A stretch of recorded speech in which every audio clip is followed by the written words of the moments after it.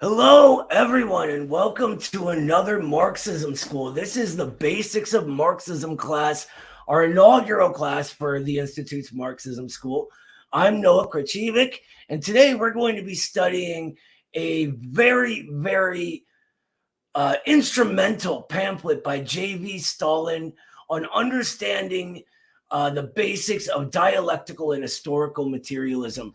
With this pamphlet, we're going to begin being able to do our own Marxist analysis, which is important for understanding the world and how we can interact with it in order to get the kind of changes we need. So stick around because it's coming up right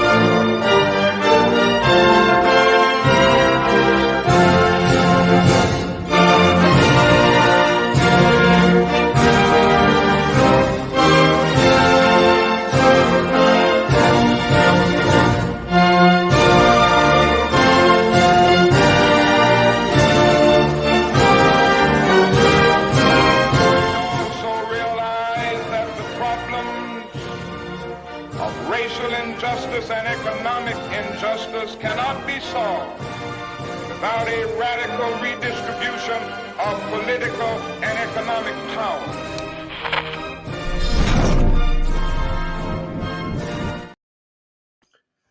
There's so much confusion these days, you know. The early 2000s seems almost like it was an era of confusion, a purposeful distortion of the media and associated institutions telling different sections of our population different versions of what's going on, of reality itself, really.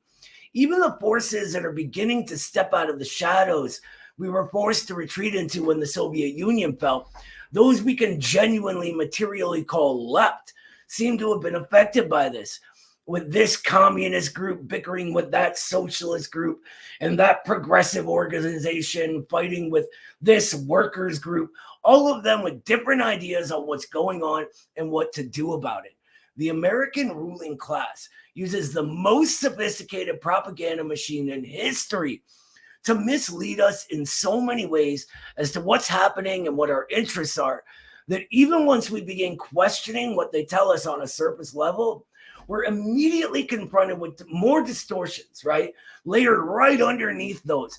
And that can redirect any potential revolutionary energy away from being a threat to the ruling class. This even includes confusing us over what basic terminology is. Seriously, ask 10 people on the internet what Marxism means, and you will get at least 15 different answers. And that, my friends, is one confusing bag of bananas. So we're going to begin very simply. We're going to begin with Marxism is a science. That's it.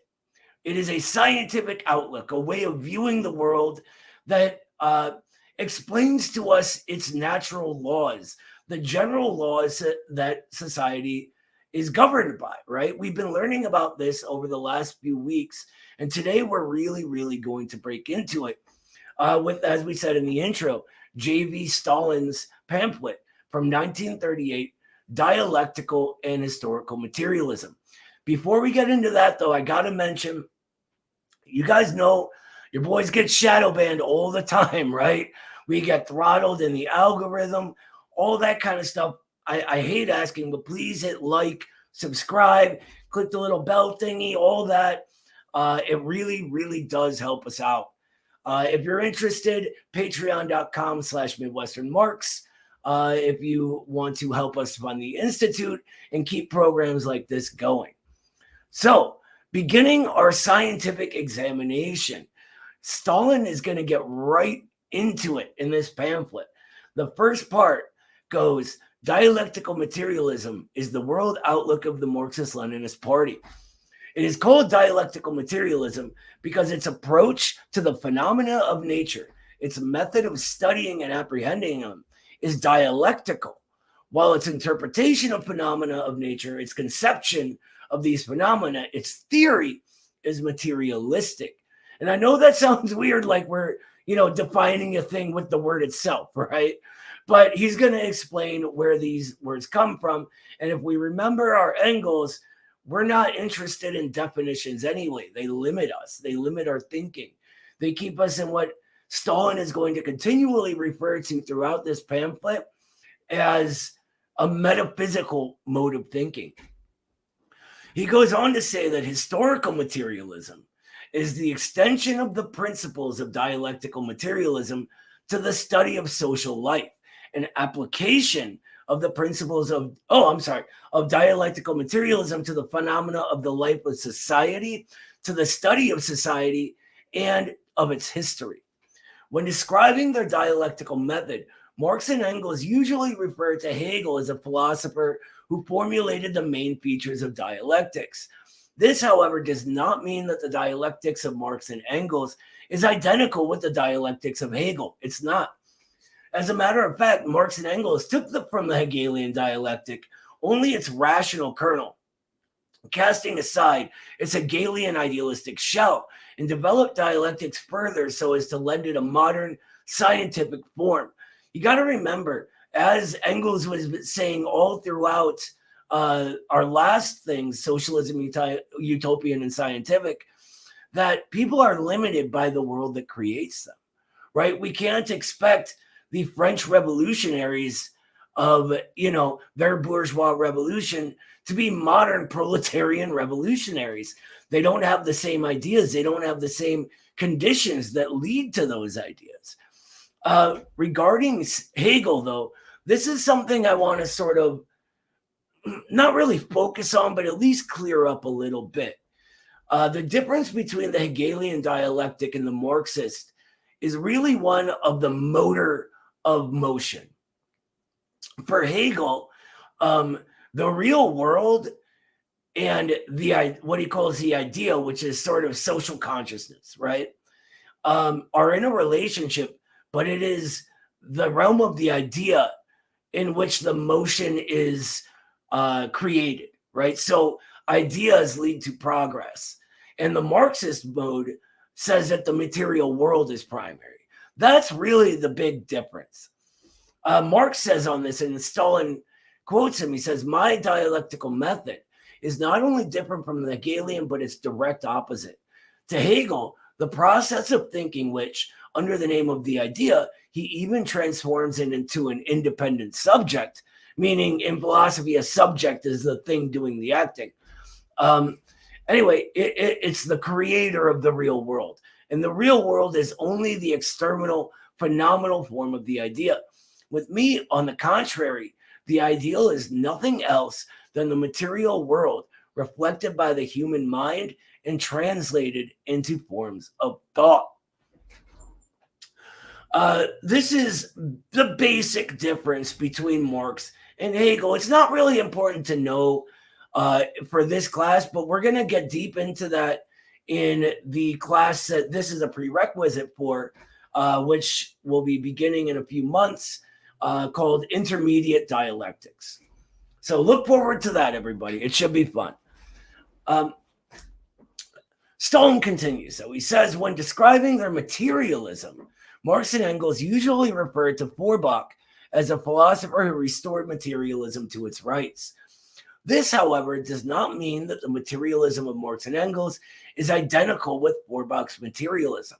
How could it be, right? It comes after. It is able to build upon it and correct the mistakes of the things that came before.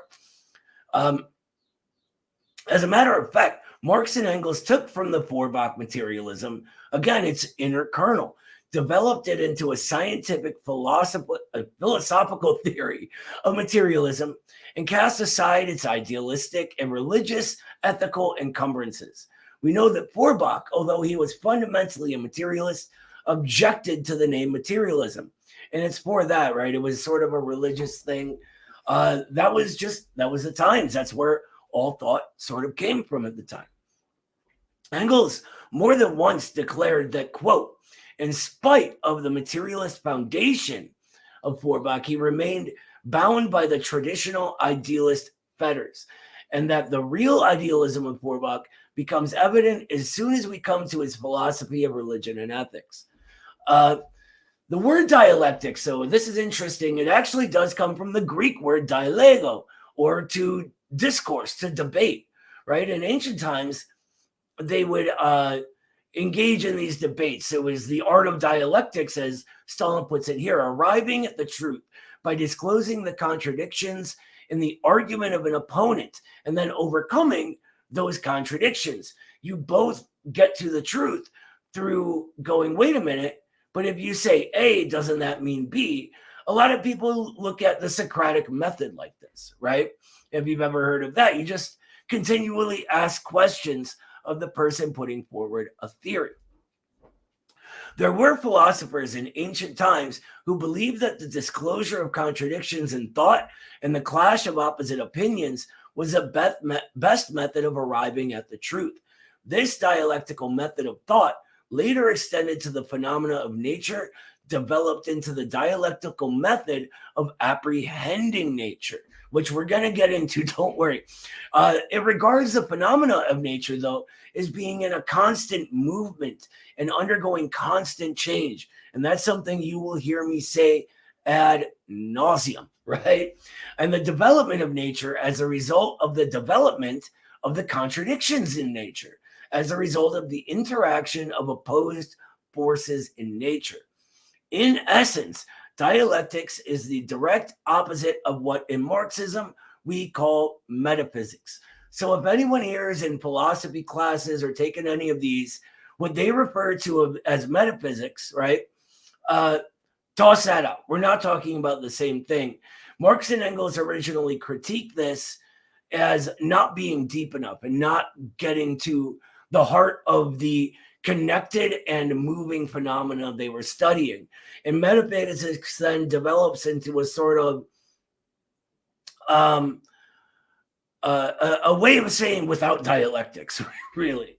Anyway, does anyone have any questions about what we went over so far? It's just kind of an intro. So take or leave what you go. Go ahead, Tia.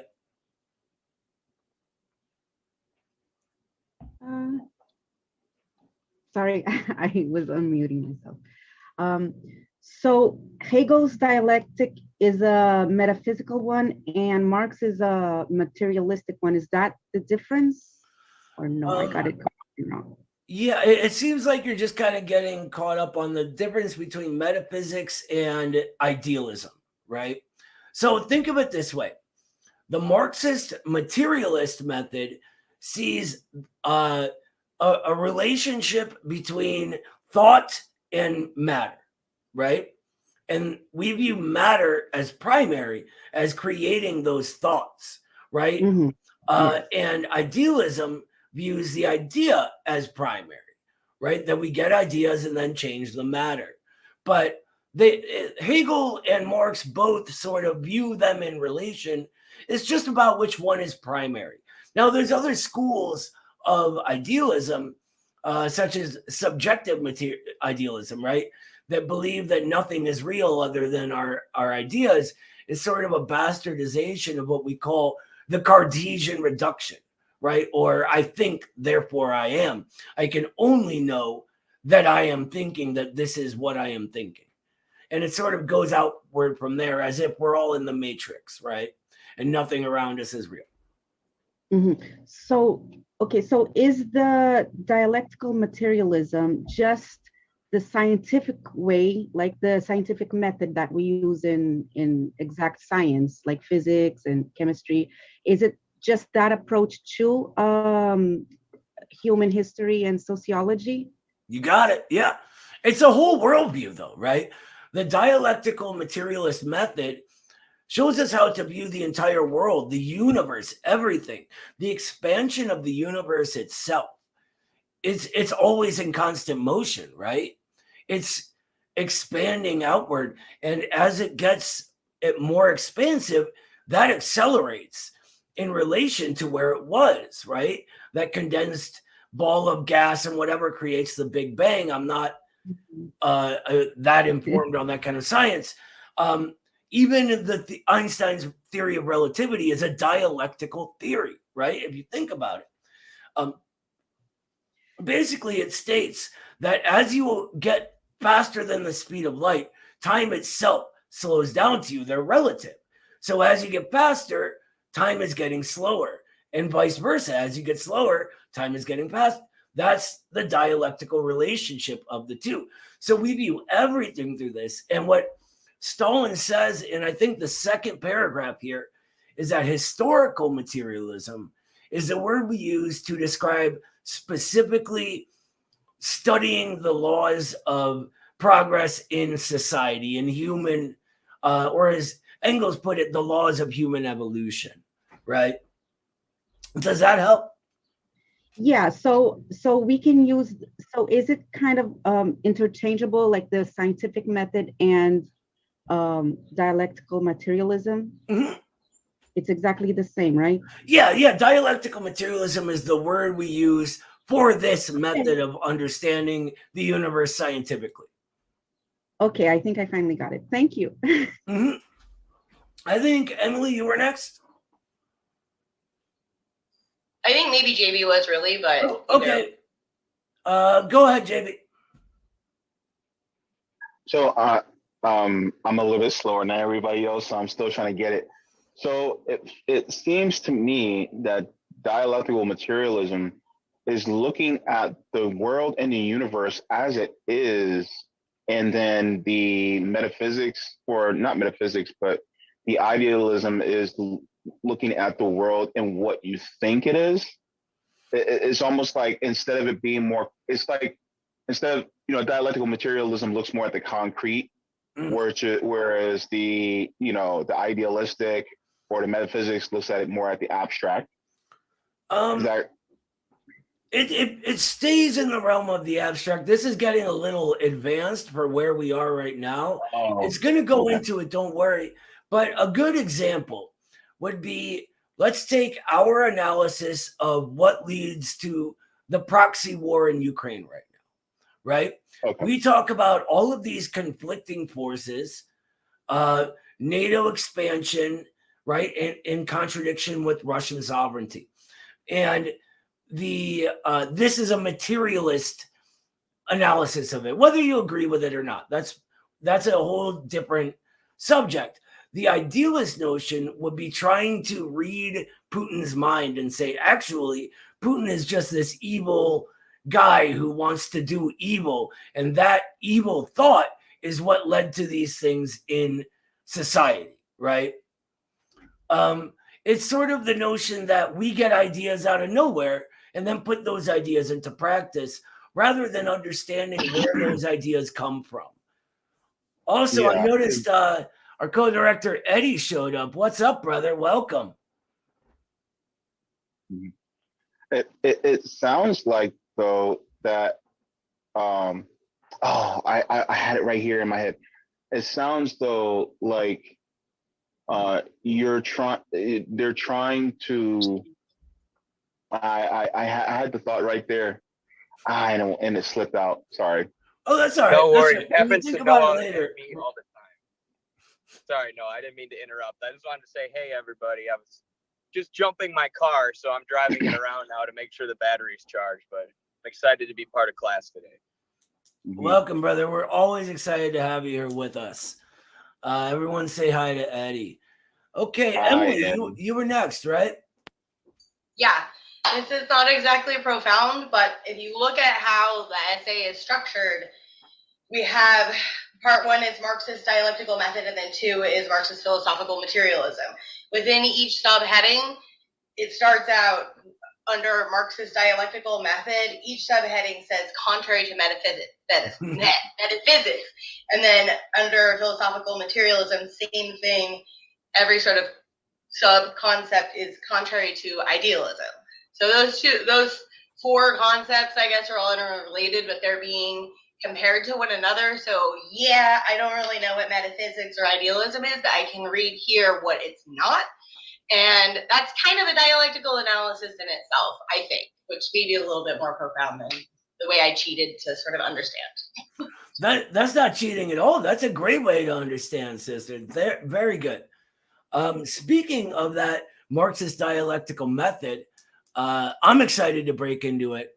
I hope you guys are as well.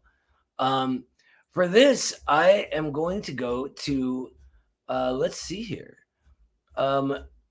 my own book that I'm currently writing, and we're going to go from that first and then talk about Stalin's as well.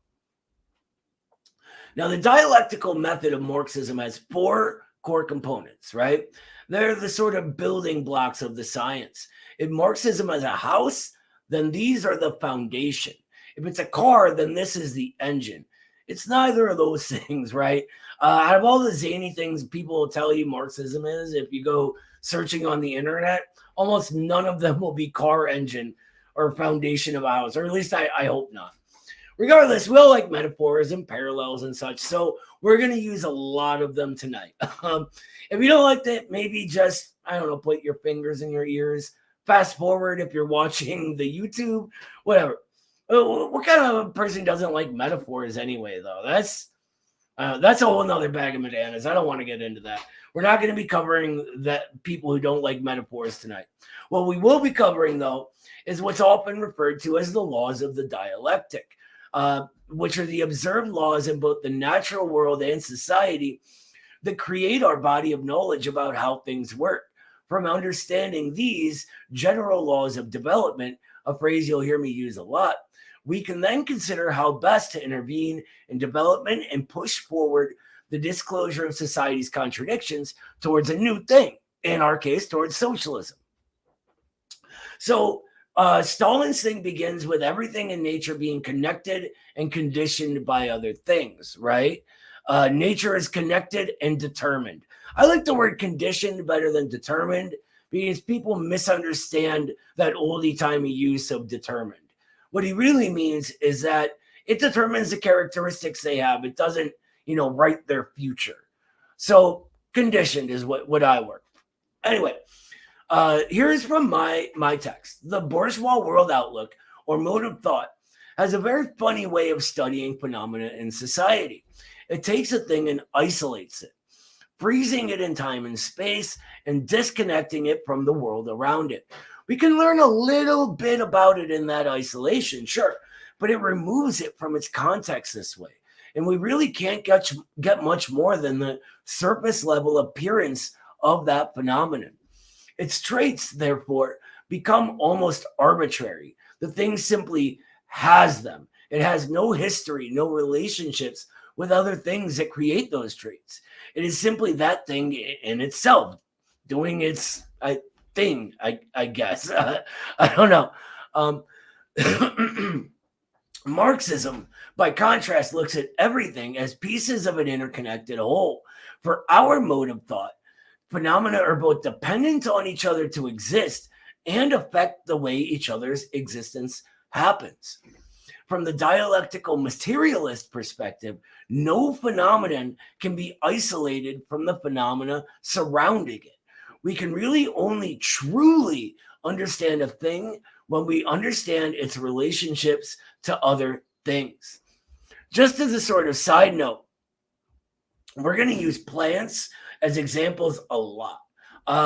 Stalin uses them. Engels uses them. They're really, really good, easy ways to begin learning the basic building blocks of how we go about doing this analysis. I say in the book, in my manuscript for the book, that we use them mostly because Engels uses them fairly often, and he's far smarter and more creative than I will ever be. Besides nature being the ultimate proof of the dialectic, per Engels himself, if you're going to steal an idea, you steal from the best, right? So we're going to steal from the best. That said, I happen to have pilfered the plant from his book, Dialectics of Nature, about an hour ago. That's where I was before I got ready for the thing. So for just this purpose, right? So let's take a look at that plant. All right, I apologize for the dad jokes. I'm terrible. The bourgeois view sees a plant, right? It tells us it has a stalk and that it's in the ground. It's green and it has leaves on it. This is the plant in isolation, away from the other phenomena it interacts with, away from its material history. When we view the plant through this outlook, we cannot see the things that make it what it is, and we must then define it from the ether of our minds. It becomes nothing more than a game of language, which must come first in this case, making the world from what is in our minds rather than the other way around. And this ties into what we were saying about idealism earlier, right? The Marxist view instead tells us that this plant is from a long line of plants that is developed over time. It can grow because the seed was dropped in good soil and has adequate access to sunlight. The area gets a lot of rain, maybe. These factors have conditioned, or Stalin's word, determined this particular plant in a certain way. Likewise, the plant conditions the soil, right? Spreading roots and changing its composition. It conditions the access of sunlight of nearby plants. It drinks up some of the rainwater, affecting that. This little plant that I stole from Engels for everybody teaches us that we can really only understand a thing if we view it in its connections to everything around it. Not only that, but also that its characteristics are conditioned and determined by those other things around it. It's a certain type of plant, right? A particular instance of a general phenomenon. And it is tall because of its access to sunlight and rain. It's a pretty cool plant, right? I have no regrets whatsoever about stealing it. Sorry, Engels. Anyway, this is precisely how our conditions within society govern how it develops, right? And how we think about it even. Before we even cognize a thought, we have been created, and that thought has been created. The way we're thinking, what problems we encounter, and how we go about solving them. All of these are determined, conditioned, and even each particular thought is formed by the conditions we currently find ourselves in. We can then affect those conditions in turn, which is also pretty cool. Marx, of course, said it far better than I can. He said, it is not the consciousness of man that determines his social existence, but on the contrary, his social existence that determines his consciousness.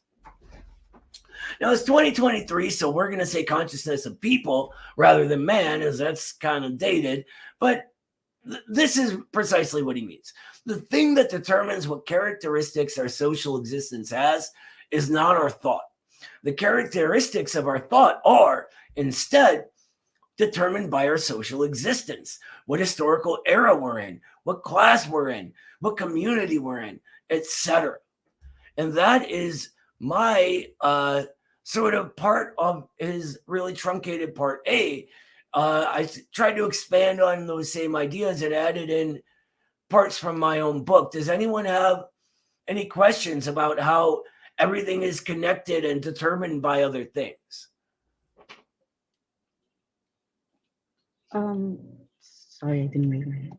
No, go ahead, JB.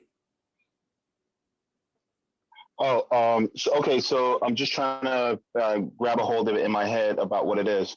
So from what it sounds like is it's almost kind of like having an origin. Like you can have a movie, like for instance, The Matrix Revolutions. You can watch The Matrix Revolutions as its own story, but you really don't get the actual background until you watch the two prior movies beforehand. That's what gives you the real information about it. And so that's what it feels like to me when it comes to looking at it. And it's basically saying that it's the material world that shapes our brain rather than our brain shaping the material world. And so because that material world shapes our brain and how we think, then we in turn can affect the material world based on, our observations of said material world. I don't know if that actually went the way it should have in my head, but that's how I said it, and I hope it makes sense. Made sense. Understood it perfectly. Okay. Half Thank the time when God. I'm talking, I realize I forget what my point was halfway through. I just kind of Me too. No, that was well said, brother. That you're grasping this. Yeah. I would only add to what you're saying that it isn't that only the material world that shapes us. We then, after we are created by this, affect that material world, right? And then that affects the next thing and the next thing, on and on and on and on, upward and higher stages, or into the negation of the negation, which we'll learn about too. Go ahead, Tia.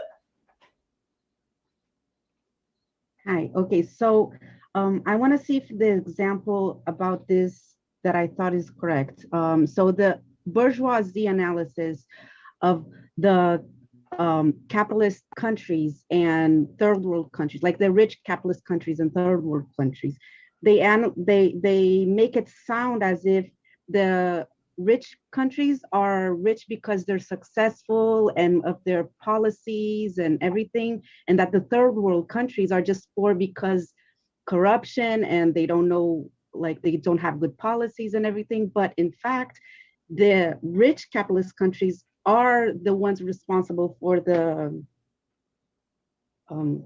third world countries being poor like they are. Precisely. Yes, absolutely. And this played into one of the major ideological components of the Western ruling class, especially of the last epoch, white supremacy, right? That these people from these other places were just not smart enough or something, right? Which is absurd to think about, that people actually thought that way. But what happens is, to quote Michael Parenti, they're overexploited, right? They're held in this state where their economic development, which is really the center of what drives everything else, social development, stability, etc., it's held in a stunted state by the Western ruling class, right? And that's why you see, as China develops, right, that their social consciousness develops right along with it. Same with Cuba. All of the countries that are struggling against imperialism, as they get more economically developed, society goes along with that. It's a relationship between the two. And it is not some, and this leads to sort of the last holdouts of white supremacists these days, who talk as if, there's some like inherent difference in people of different ethnicities, right?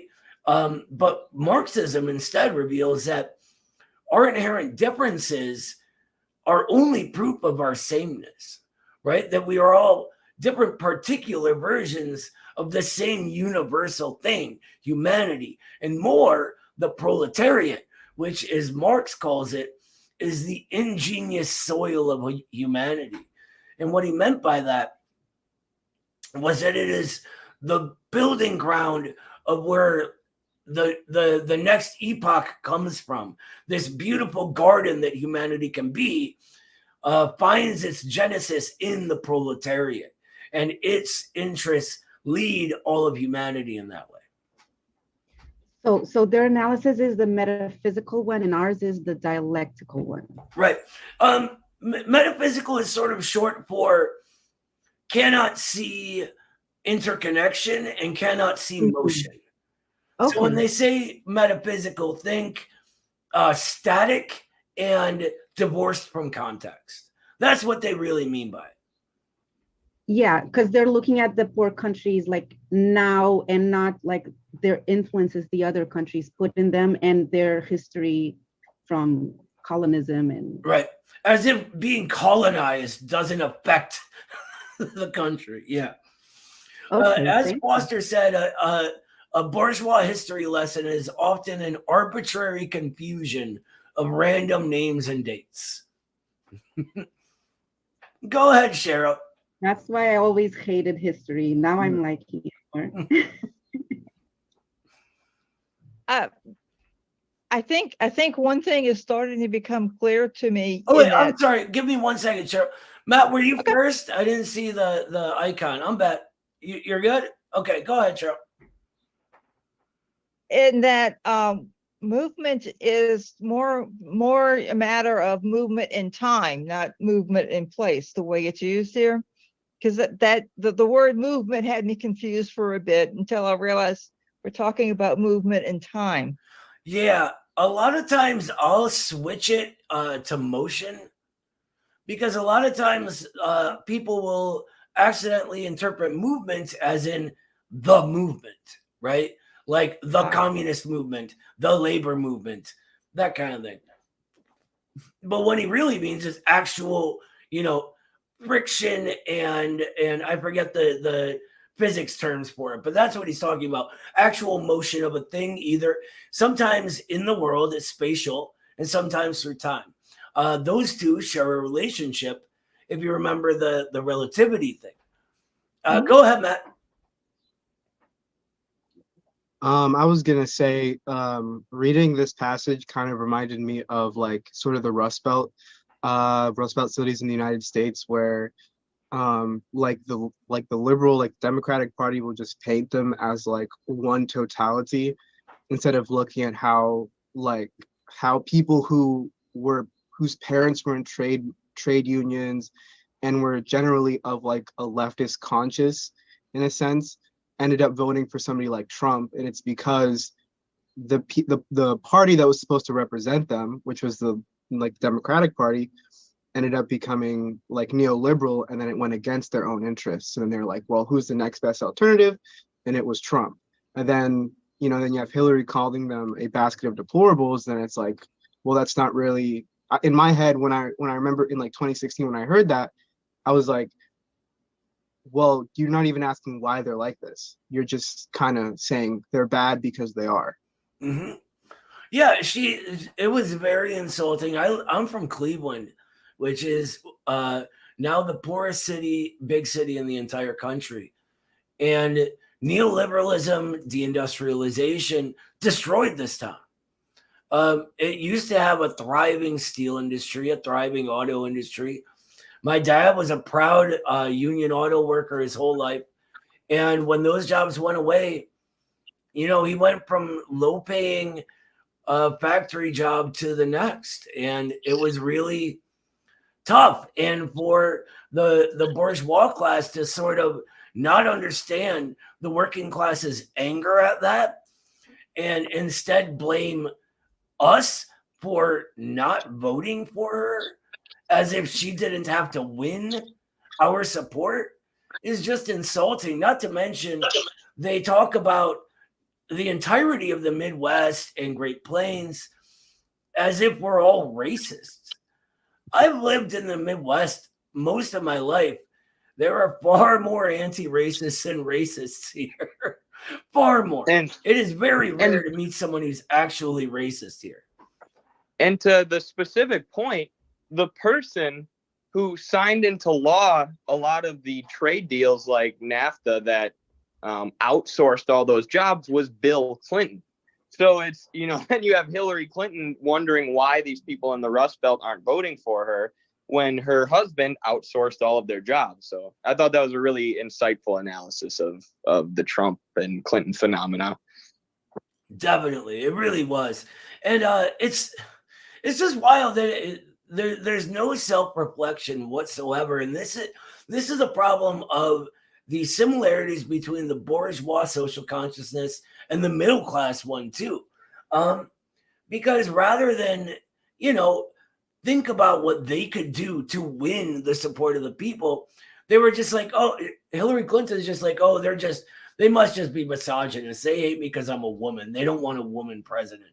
Like anyone cared that she was a woman. We cared that she was a Clinton, right? Unreal. Go ahead, Jay. So sometimes online, talking to people who are right wing in a public forum is very difficult because you're trying to get them from like A to B to C to D, and you'll have people intermittently yelling Z, Z, just say Z, but and then that takes its conversation back 30 paragraphs because you're trying to like describe why D leads to E, and then they're just thinking that you're at E because you haven't yet just, said Z to this person who isn't there yet, and like people forget almost as soon as they gain the information that other people don't have that information and aren't necessarily privy to the exact place we're at, and so it's very difficult to do that. I've always thought it's found it much easier to move people into the messages if they have a different, let's say, agreement that's so stark that it would cause an understandable reaction from people, or it's almost counterproductive to do it in a public space. You almost have to take people to the side because otherwise people will recognize you as something that you're not trying to be. Good point, brother. I think what I try to do when I'm really trying to sort of get someone on the same page, I go from their existing beliefs that I agree with. Libertarians have a lot of wild conclusions, but their premise is a sort of altruistic one. They want everyone to have a fair shot at making it or breaking it on their own. Now they're lied to about how to get there, but I go from that. I go, okay, so how do we actually, what's worked in the real world to achieve that? And why is it you think giving more power to precisely the people preventing that right now is going to give us that result? And I go from that, and you know how we were talking about the ancient Greek Dialectical earlier, I go through that sort of method with them. And usually by pointing out the contradictions within their thought that they don't really even know are there, right? It helps. Playing on things like their patriotism also helps. Like, how can we love our country if we're at the same time saying we're in this for ourselves and we're never going to help anyone? That doesn't fit. Stuff like that. But we're getting a little bit off into the weeds now, and we've only gone through the first subsection. So let's keep going to B. Now, I can do what I did last time and sort of explain and throw in bits of my own book, or we can just read this. Which would you guys rather do?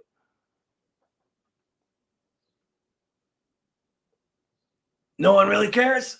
Okay, we're going to read Stalin this time. Contrary to metaphysics, dialectics holds that nature is not a state of rest and immobility, stagnation, and immutability, but a state of continuous motion and change, of continuous renewal and development, where something is always arising and developing, and something always disintegrating and dying away. Remember my plans earlier, right? It's developing and undeveloping, right? The plant, and I don't know if he gets into this in this part or not, but that plant comes as a seed, right? And if you think about the contradiction between the seed and the sprout inside of it, that seed is dying away. And at the same time, that plant is developing, right? It's the same process. The seed undeveloping is the plant developing. The dialectical method, therefore, requires that phenomena should be considered not only from the standpoint of their interconnection and interdependence, but also from the standpoint of their movement, their change, their development, their coming into being and going out of being. The dialectical method regards as important primarily not that which at the given moment seems to be durable and yet is already beginning to die away, but that which is arising and developing, even though at the given moment it may appear to be not durable. For the dialectical method considers invincible only that which is arising and developing. All nature, says Engels, from the smallest thing to the biggest, from grains of sand to suns, from protista to man. And by the way, I love that Stalin sort of breaks that down for people that don't know absurdly obscure scientific language like Engels did. Protista are the primary living cells. Anyway, all of that has its existence in eternal coming into being and going out of being, in a ceaseless flux, in unresting motion and change. Therefore, dialectics, Engels says, takes things and their perceptual images essentially as in their essence, in their interconnection, in their concatenation, in their movement, in their rise and disappearance. That's a lot for just a handful of paragraphs, right? But what he's saying is exactly what that sort of seed was doing, right? This is why we focus on the strength of the proletariat, because it is that class that is developing and changing over time and coming into being as itself, becoming the ruling class and overthrowing the capitalist class in the process, right? The capitalist class may seem strong, but it is precisely because it's already developed. And therefore, we know it is dying away. We'll get to questions, but we did get a super chat. So I want to get to that real quick. Thank you so much, PLN. Or I'm sorry, so much Deanna of Troy, who says, curse of knowledge. It's a common bias for educators. Teacher struggles to teach an information because he doesn't know the extent of the student's ignorance. I'm not sure what this is referring to, but there's an interesting thing that was actually started by communists called pedagogy, right? Which is analysis of each different student, where they are at, and therefore tailoring your approach to wherever they are along those lines, along that development. So let's say me and Eddie are learning about how to fix a car, right? Since his car broke down earlier. The mechanic could look at us and go, okay, well, Noah already knows A and B. Eddie actually already knows C, D, E, F, and G. So I'm going to begin with Noah at one place and another place with Eddie. And so it can be very difficult to get all of that. But thank you very much, Deanna. And let's continue on. Who has a question about continuous motion and change? Awesome. I'm pretty sure we've hammered that point home pretty well over the course of the last 6 weeks, right? All right, this is where we get to one of the laws of the dialectic, which is quantity into quality. Stalin says natural quantitative change leads to qualitative change. So I'm going to do, since we just read all of Stalin, excuse me, I'm going to, let's see here. I am looking at the wrong manuscript. So we're just going to keep going with Stalin. That's okay. Contrary to metaphysics, again, dialectics does not regard the process of development as a simple process of growth, where quantitative changes do not lead to qualitative changes, but as a development which passes from insignificant and imperceptible quantitative changes to open fundamental changes to qualitative changes. A development in which the qualitative changes occur not gradually, but rapidly and abruptly, taking the form of a leap from one state to another. They occur not accidentally, but as a natural result of an accumulation of imperceptible and gradual quantitative changes. So think about this in regards to the seed again, right? That sprout is every day by day growing inside of that shell, right? Here's the shell, here's our sprout, right? And it's weakening that shell day by day more and more until the sprout bursts through, right? A leap from the old state, the seed, to the new state, the sprout. And society works just the same way, right? Day by day, our conditions get more and more impossible to continue on in the same way. Finance capital and its machinations, and we don't have time to go over all of this, makes our lives harder and harder, right? At a certain point, it begins growing rapidly, such as in 2008 when we turned to speculation as the primary form of capital accumulation. This leads to a qualitative change in state at some point.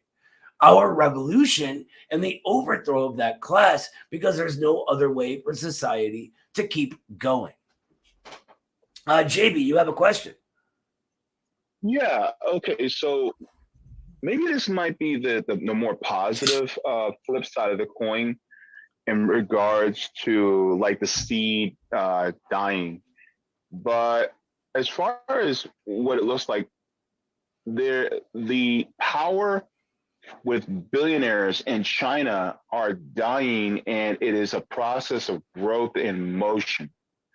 So as you know, time goes on, and as time as it moves forward, the proletariat is now making it harder and harder to participate in the exploitation of workers, which diminishes the power of the oligarchs, or the not the oligarchs, but diminishes the power of the billionaires in China, which can also help in a growth for the people overall.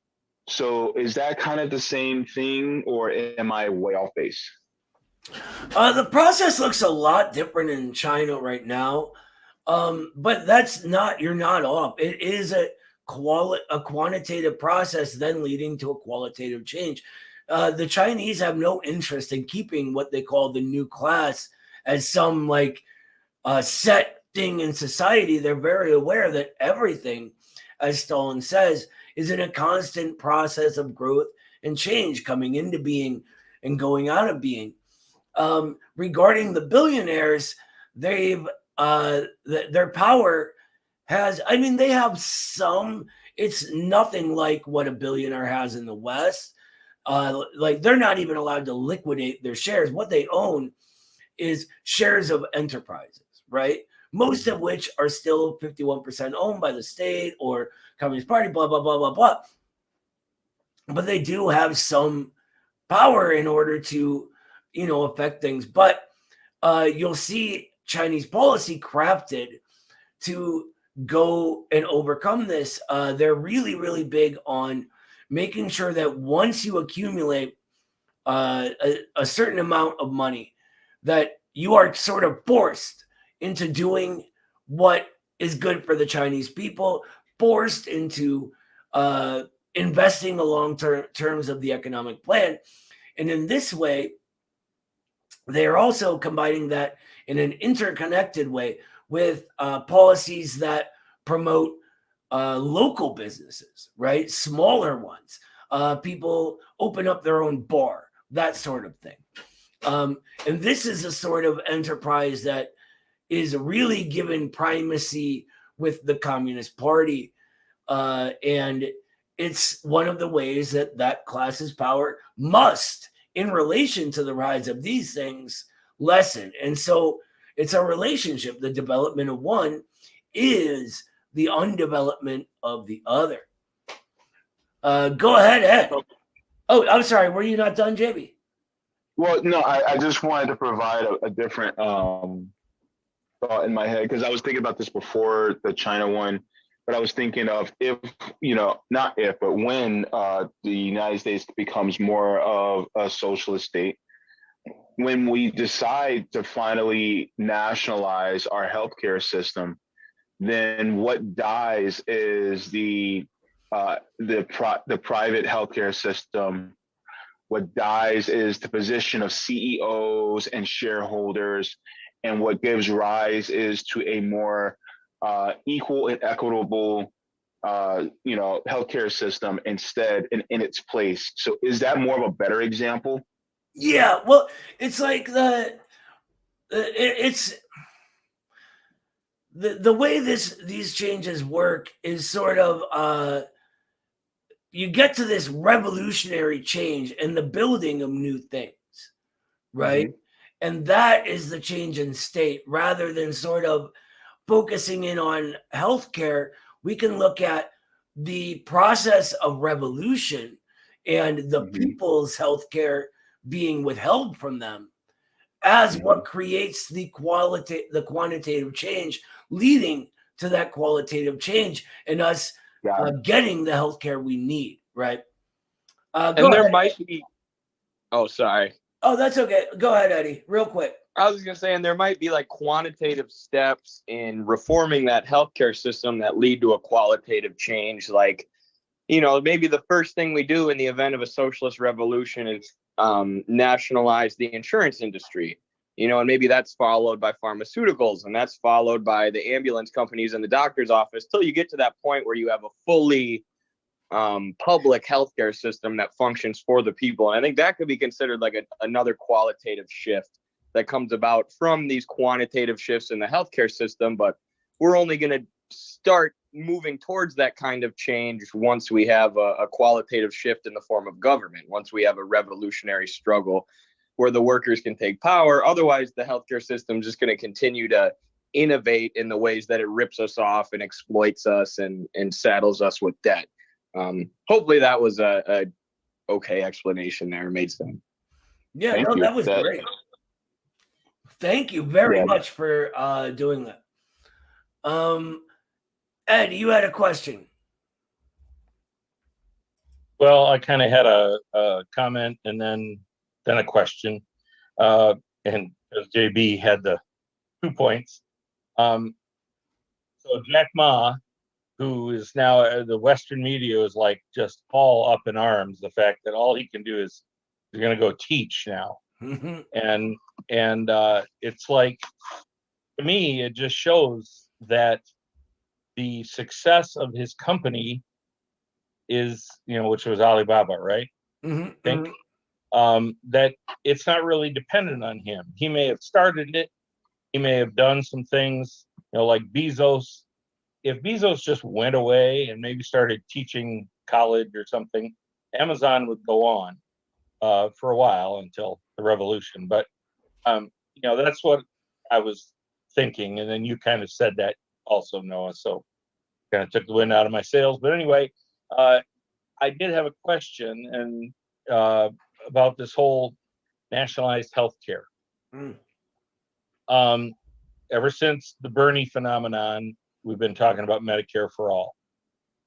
And I'm a veteran and I have access to the VA, as does my oldest son, and he's had some great care through the VA. Good, socialized, without a doubt, socialized system.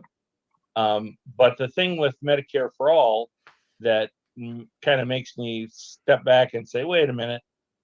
I mean, yes, it'll be single payer, but all of the providers will still be independent, private individuals. The doctors will still have their doctor's offices. They'll charge. It's just the government cutting the check rather than the insurance companies. Right. But so do we, because as Marxists, we look at things like that they develop. Do we move ahead with the idea of saying, hey, yeah, Medicare for all, it's a good step in the right direction, but our eventual goal is a more, I like to call it VA for all, you know, where all the doctors and nurses and everybody works for the government.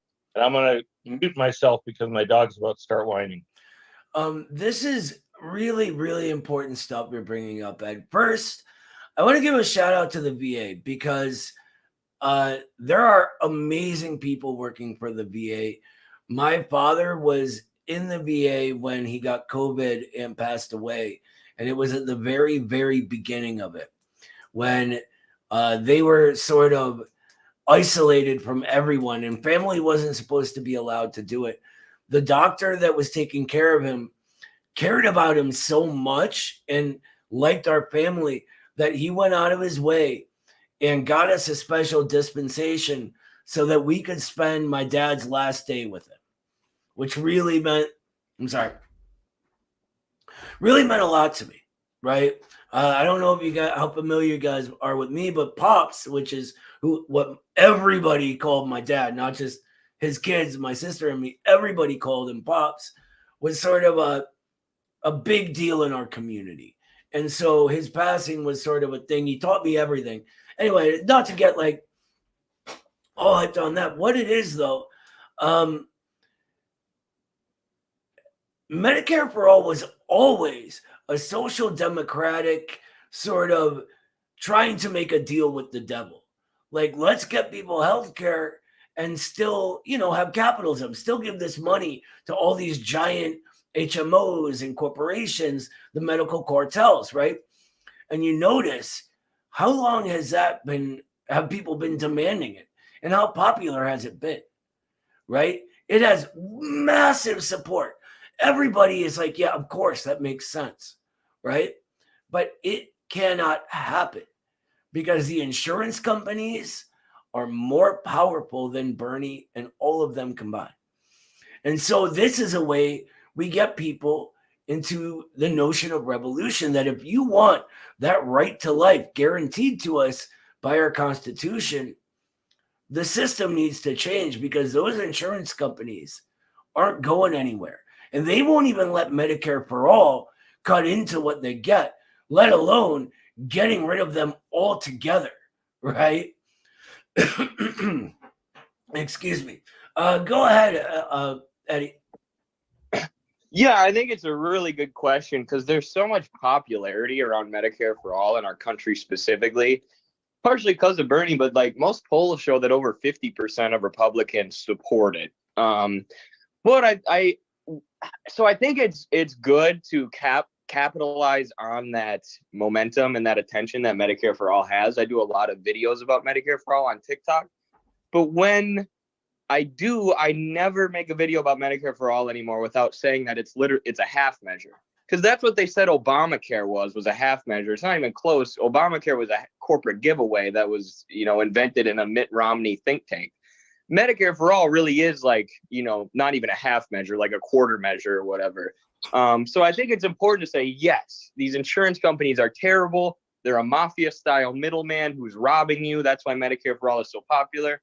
But the ambulance companies, pharmaceutical companies, blah, blah, blah, are still privatized. And in America, there's really a special sort of hatred for the pharmaceutical industry that most working class people have.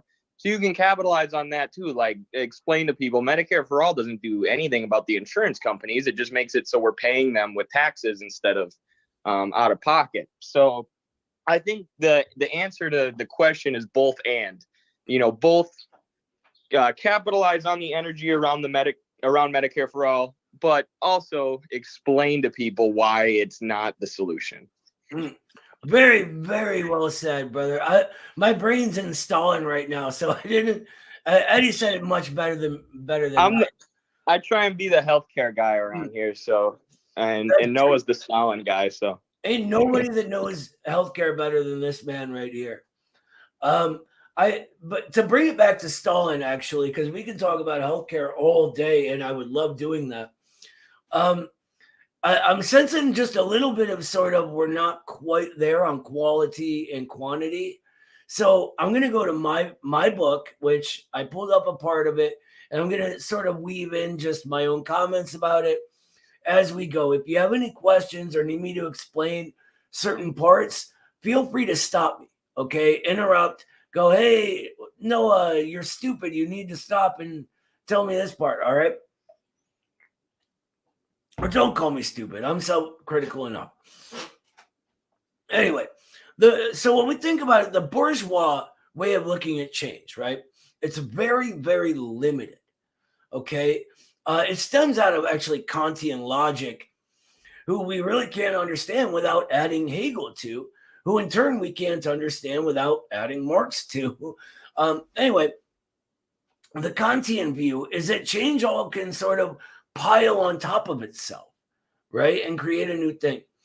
But the way we understand it isn't that way. They understand it sort of as just a never-ending series of effects, cause then effect. But if you remember what Engels taught us in Socialism, Utopian, and Scientific, it's more that there's cause then effect, which is the cause of a new effect, which is the cause of a new effect, and on and on and on and on.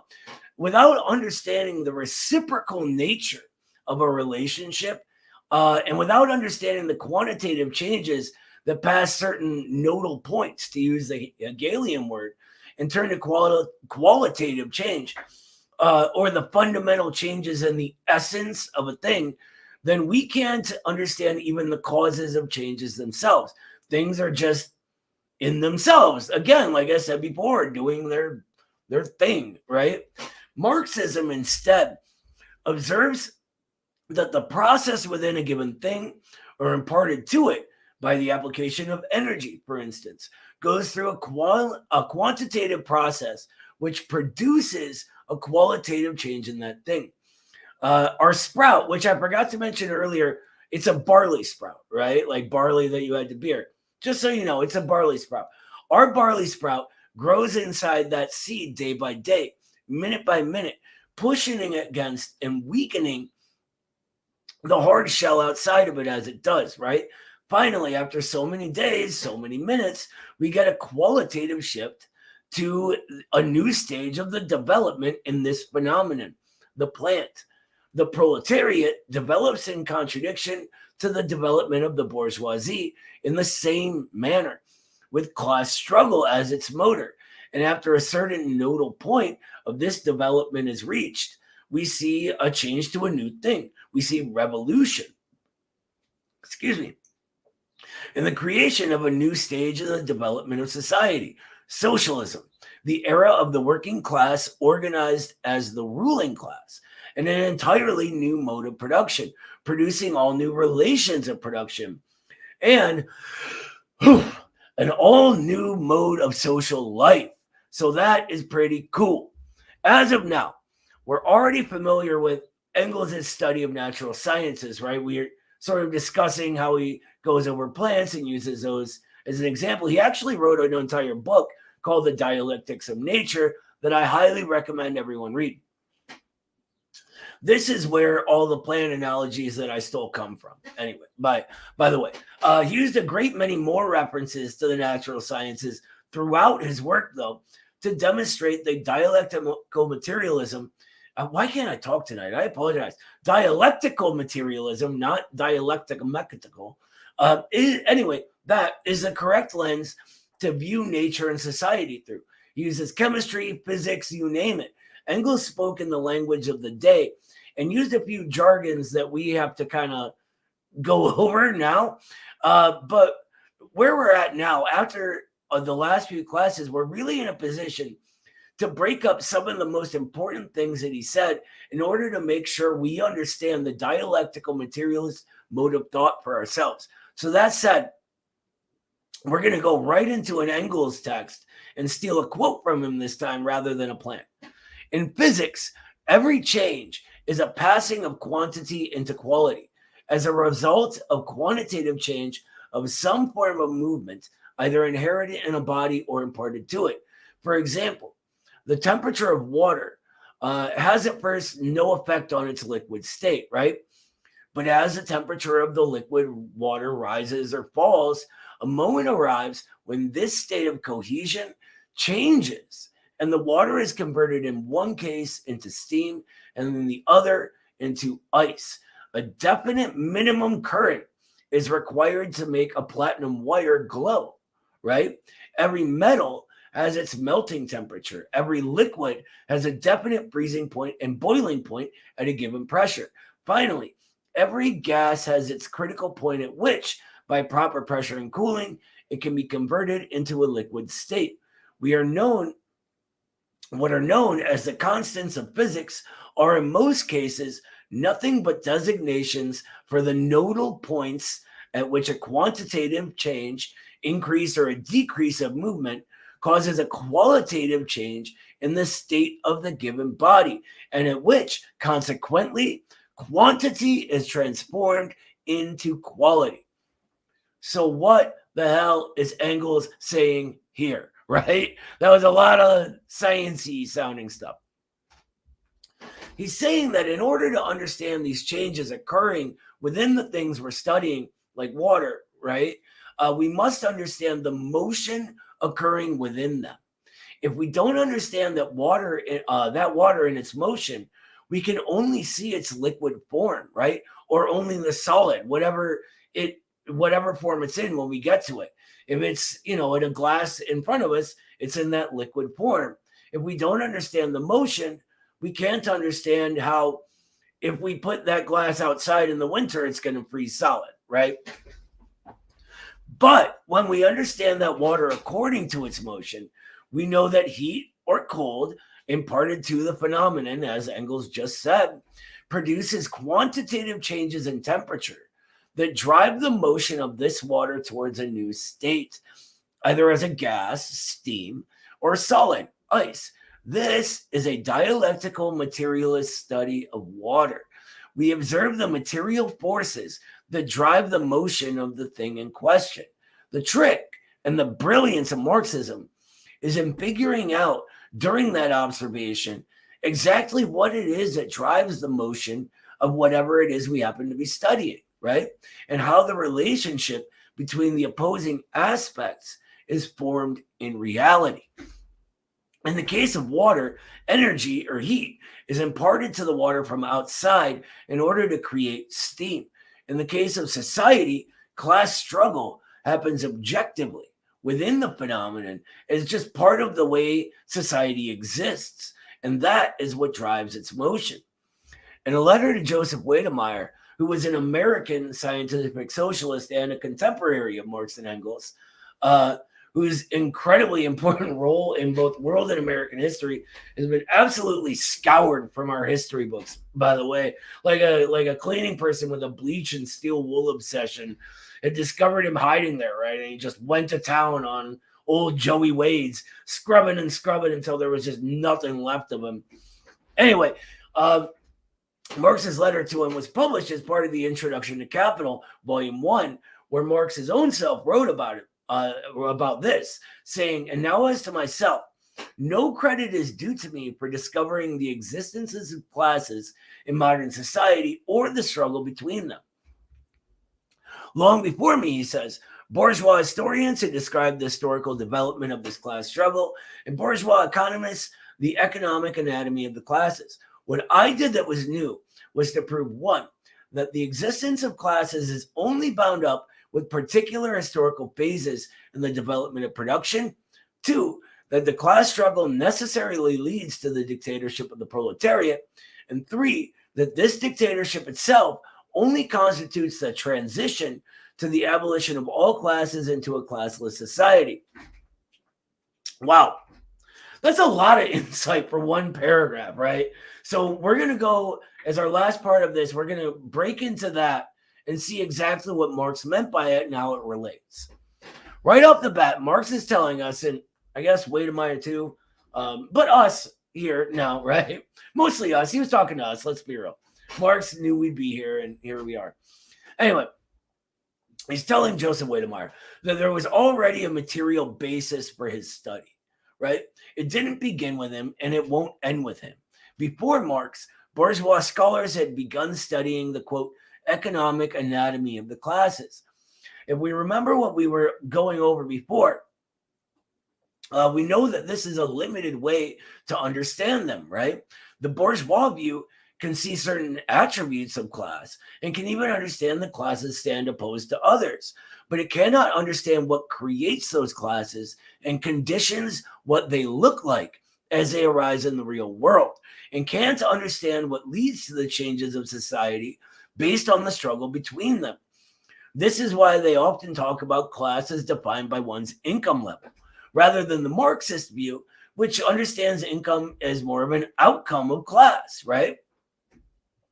The science created by Marx, Engels, Wedemeyer, and many others is necessary to go beyond those surface level details or empirical facts and bring us to the fuller understanding of them. That classes arise because of the relationships we must enter into in order for the society we're currently in to function the way it functions. The motion that we study in Marxism is what leads to the change in era or a new form of society arising from the contradictions inherent in the previous one, developing and leading to that nodal point that we were talking about earlier, that point of change. And this leads us to Marx's number one. The existence of classes is only bound up with particular historical phases in the development of production. Class didn't always exist, right? In fact, most of human history takes place before class arose. And it arose due to a certain stage being reached in the development of the forces of production. At its heart, all of these relationships are based on how we go about producing the things that make society, well, society, right? Or what we often call in Marxism the economic factor. The way society in a given time and place goes about producing the necessities of life, such as food, shelter, community, etc., is all based on the development of society's productive forces. Advances in this require an advance in everything else in society, or more accurately, tend to create those advances and determine their characteristics as they arise in the real world. Without the advent of agriculture, the original big empires like Rome and Greece could never have arisen. Without the steam engine and printing press, industrial capitalism could not come into being. These giant leaps in the way society goes about producing the things that make it society create new class relations and new forms of class struggle, such as the peasant-lord relationship of feudalism, right? The industrial worker and capitalist relationship of industrial capitalism. And the financialized and obfuscated versions of this relationship in our current highest stage of imperialism and the reproletariat. All of that is what reproduces society itself, right? This is why we so often read Marx or Engels talking about production and reproduction. But we're getting like kind of off in the weeds, so I kind of apologize with that. That particular topic is like a very interesting one for me. What is a quantitative change? Oh, I'm sorry. Let's get back on the quantitative and qualitative changes, right? What is a quantitative change? We should be able to get this one from the context clues, right? It's basically what it says on the box, a small change in a thing. Easy peasy, right? The bourgeois view would have us believe that all of these quantitative changes just sort of pile on top of each other. But Marxism digs deeper, and it shows us that they produce and must produce a qualitative change. They lead us to that Hegelian nodal point.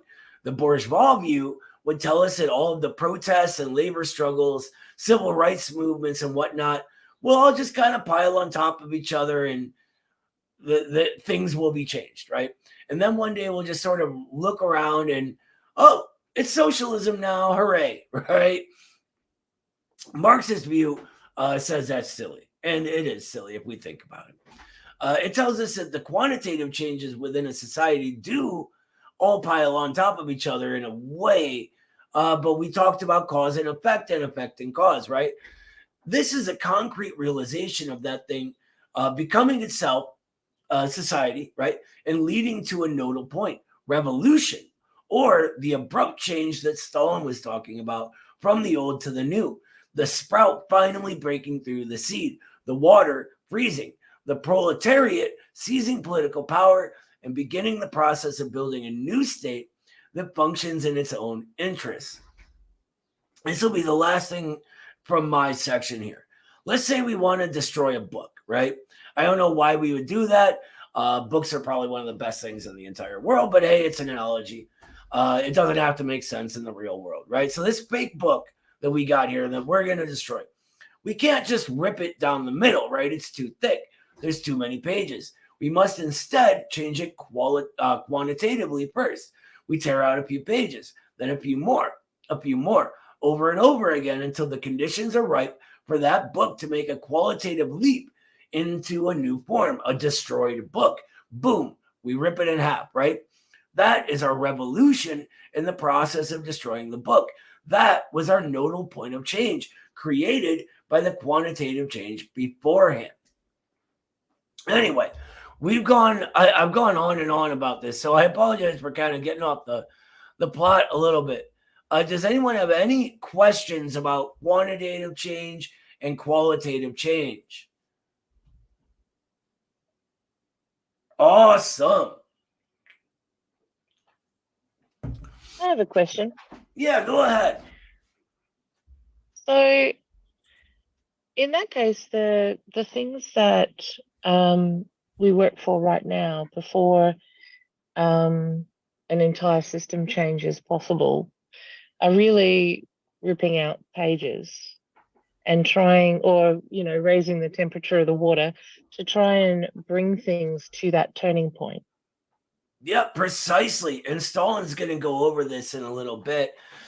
This is why we can't be reformists, right? And just focus on a single reform, because that reform can't hold. It's not developing society towards its next form. What we want to do is focus on the quantitative changes that can produce that revolutionary leap, that nodal point, that revolution, right? That doesn't mean that reforms can't do that, but that the point of a revolutionary reform is to push forward and disclose these contradictions in pursuit of revolution. That was a very, very good point, though, Debbie. Thank you for adding that. Does anyone else have any questions? Okay, I have a question for you guys then. Would you rather go right to Stalin for the contradictions inherent in nature part, or do it like we just did the last section? Nobody? Nobody has any opinion? Okay, go ahead, Tia. Tell us what to do. You are General Secretary, Tia, for for 6:32 p.m. Eastern in this class. No, wait, because I had a question annotated here and I can't find it anymore. It was about slavery, but I know it was before the materialism, but I know it was after. I need to find it because I can't find it. But oh yes, but I think it's on the contradictions, which you're gonna go into now, right? Okay, sorry. Yeah. Would you rather we read Stalin, or do you want me to sort of do my thing and add the bits from my book? For me, whatever. I'm gonna ask the question anyways, but whichever you prefer. Okay. Maybe you're gonna answer my question later. Okay, we will go to my bit then, because it fits the way I talk. So there we go. All right. Contradictions are inherent in everything is the next section, right? Or as I call it in my book, the struggle between contradictions is the motor of development, or the big mamma jamma of dialectics. This is it. Contradiction. What the hell is a contradiction, and how do we find what it is, right? Lenin really sums this one up better than anyone. It's in the 38th volume of his collected works. And yes, there are even more than 38. But 38 is a very, very special one, as it's Lenin's philosophical notebooks, or the notes that he kept while going back to the underlying principles of Marxism and the world outlook of dialectical materialism. I'm sorry, this is like a bad time of night for me. I keep getting heartburn. Anyway, he was studying the foundational philosophy, right, all the way back to Hegel and other thinkers that predated Marx and scientific socialism. And it represents the sort of full formation of Lenin as a thinker in his own right, which is a gigantic, huge formation. Is even before that, Lenin was utterly brilliant. Anyway, summing it up, he says very plainly and simply, dialectics is a study of contradictions within the very essence of things. And that's precisely it. Everything in nature, in society, is certainly a part of nature, right? Unless you want to play word games about what we can consider natural and not. But this brings us all into the realm of idealism. For now, we'll just leave you with saying, Engels is saying that folks who engage in that kind of sophistry mock the world by thinking they can change what a thing is by changing the words we use to describe it, right? The Marxist view instead posits the material as primary, as we went over earlier, and our thoughts as reflections of it. So, you know, we're not going to get back into that one. Anyway,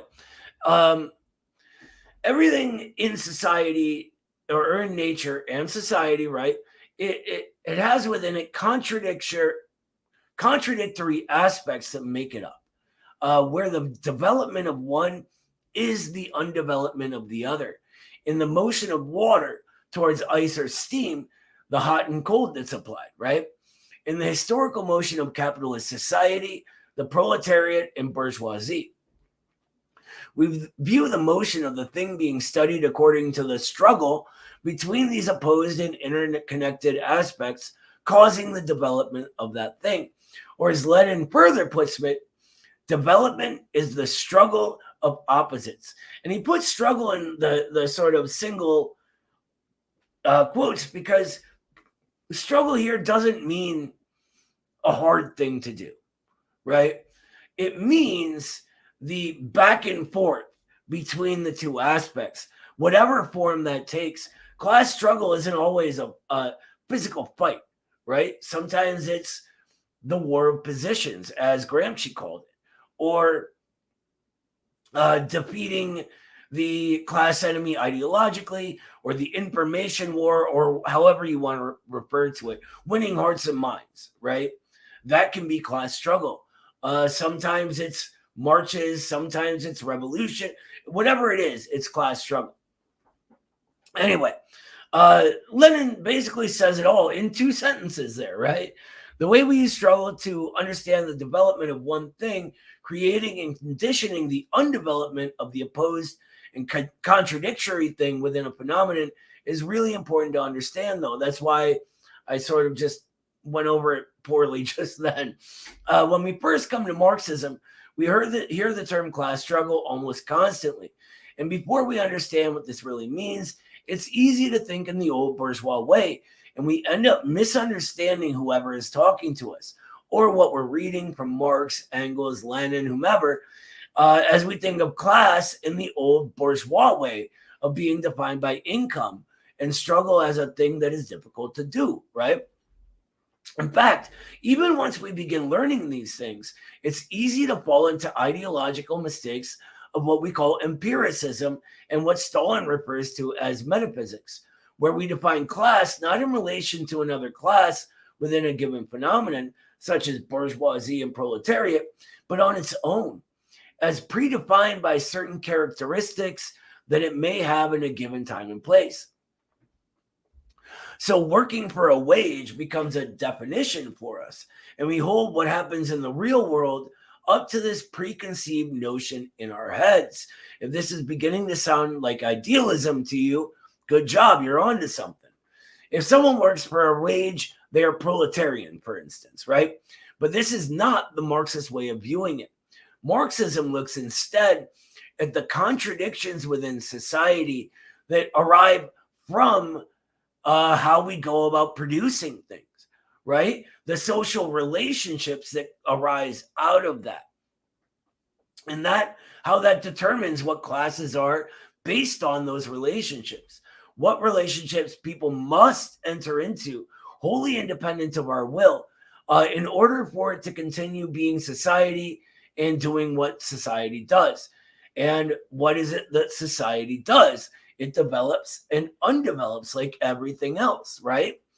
From there, we see capitalism more and more separating the world into 2 main classes from Engels' day to ours. The bourgeoisie, who own the means to engage in production, be it finance capital or industrial capital and factories and all that. And the proletariat, who develops in contradiction to the bourgeoisie, whose material interests stand directly opposed to it, and whose struggle or attainment of those interests necessarily leads to the weakening or undevelopment of the bourgeoisie. After all, if there are CEOs and multi-million-dollar movie stars who also work for wages, can we really consider them part of the proletariat? Of course not, right? They live the same lifestyle as the bourgeoisie. The social consciousness they develop is a bourgeois social consciousness. The characteristics of the proletarian class and bourgeois class take on necessarily or the characteristics they take on necessarily change over time. That's quantitative change, right? But the essential factors that make them proletariat and bourgeoisie remain the same, which is their relation to each other and the direct outcomes of this relationship, such as the inability to accumulate any forms of stability for the proletariat, right? Being forced into the role of societal reproduction and the proletarian social consciousness. As Marx teaches us, and he begins that lesson in the 18th premiere of Louis Napoleon, which fantastic book, recommend to anyone, anytime. As he teaches us there, classes begin to form themselves into communities. And this also helps condition the characteristics that the classes have as they arise in the real world. Or, to put it a lot more simply, if it walks like a duck and talks like a duck, if it lives next door to other ducks and builds guard stations to keep all the unwashed masses out of its duck cul-de-sac, it's probably a duck. It doesn't matter what preconceived notions we have about it, or whether or not, it says it's a duck. It's a duck. The material world is primary after all. All right. So that covers our section on contradictions being inherent in nature. I want to go to some of Stalin's conclusions, though, because they're really good. But go ahead, Tia. You have a question. No, if you're going to go into, because my question is about Stalin's contradiction inherent in nature. Go ahead. So, no, it's okay. Go ahead. Okay, so there's a part he says, he talks about the slavery system would be senseless, stupid, and unnatural under modern conditions, but under the conditions of a disintegrating primitive communal system, the slave system is a quite understandable and natural phenomenon, since it represents an advance on the primitive communal system. I really did not understand this, how can slavery be an advance on primitive communal system? Because even if it's primitive, primitive, because also primitive, I think is a very not good word. It's very elitist, but yeah, it's oldie timey. That's just how they talked back then. Yeah, but still, you still didn't have slavery, which you had most people living similar lives to the slaves of the. Now, let's remember that what Stalin's talking about here is not American chattel slavery, which is a bourgeois social relation. These are the chattel slaves of America were proletarians denied their wages, right? This is important to understand. They became a proletariat because it's a whole thing. But what he's talking about are the rise of the great slave empires of Greece and Rome, which we can just see from history as being an advance, historically speaking, right? We went from the communal pre-class society into class society.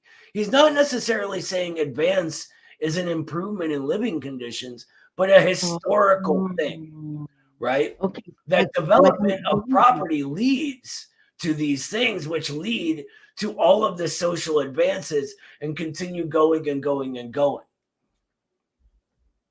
Okay, so the advance is not, he's not talking about beneficial advances, just advances in history. Right, exactly. And it was, I mean, the technology just continually improved. The ancient Greeks are who all of philosophy is built upon, right? But they did have horrors throughout that society. There were slaves, right? It was an advance, societally speaking, in history, but that doesn't mean that every aspect of it was good as we consider it now, right?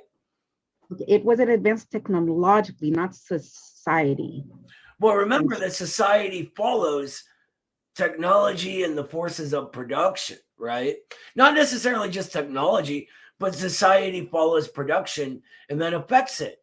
And then our social ideas affect the next stage and the next and the next and the next. Like he says, where they were, it would be a very silly thing to go back to slavery, right?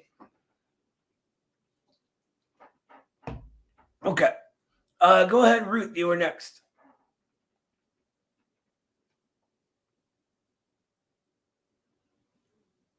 Oh, Ruth, did you not have a question? Okay. How about you, Wade? Yeah, so I was just gonna say that so as far as the word primitive it goes, it's just a level, the degrees of or tiers or stratuses of advancement. That's all that they're referring to when, I guess, when they're saying primitive. And that's also sort of what's important to understand when they're saying that one is a more advanced form than the other, and you get to slavery, which is somehow after the most primitive, and you're like, what? How did what? Wait, what? Right? And it's because the productive forces, technologies, and the way we socially organized around those changed to a point where humanity could expand. And when humanity expanded, the social not, I wouldn't say necessities, but like the social conditions and the material conditions changed to make it like a need for I guess more centralized production or more centralized control over production, which at the time the people in their sophistication or lack thereof organized people around slavery, to increase production and maintain that increased production, and to also coordinate, because people become like, after production becomes pretty much unmanageable without like at least some sort of central organization, when it gets too big, and society or like towns were getting too big to just operate on their own, like without coordination. Some people took that to mean that, to take political office, but most people figured out you could have a king, and that would centralize production. You'd have, top-down direction, and that top-down direction then eventually enslaved people.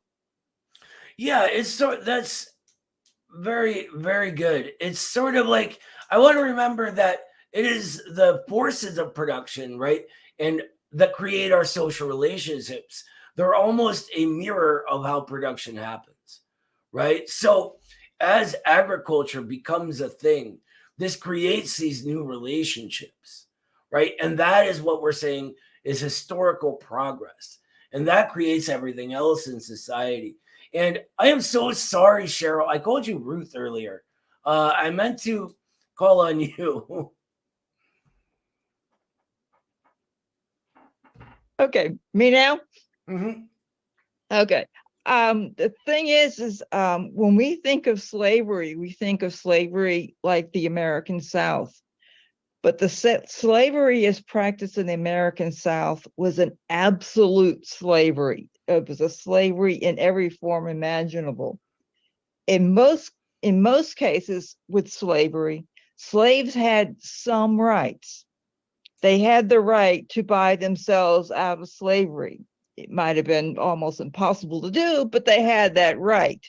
Or they had the right to stay with their land and their families. Or actually, in some cases, they chose to become slaves sort of voluntarily, kind of like now, sort of with the wage slaves, with financial conditions. They just had no other choice but to sell themselves. Yeah, they would get trapped in that's debts. the difference. Yeah, the landowners and such would trap them in debts, and then they would sell themselves into slavery to try to overcome that. Thank you for adding that, Cheryl. Yeah, but not all slavery was like what we think of. Mm-hmm.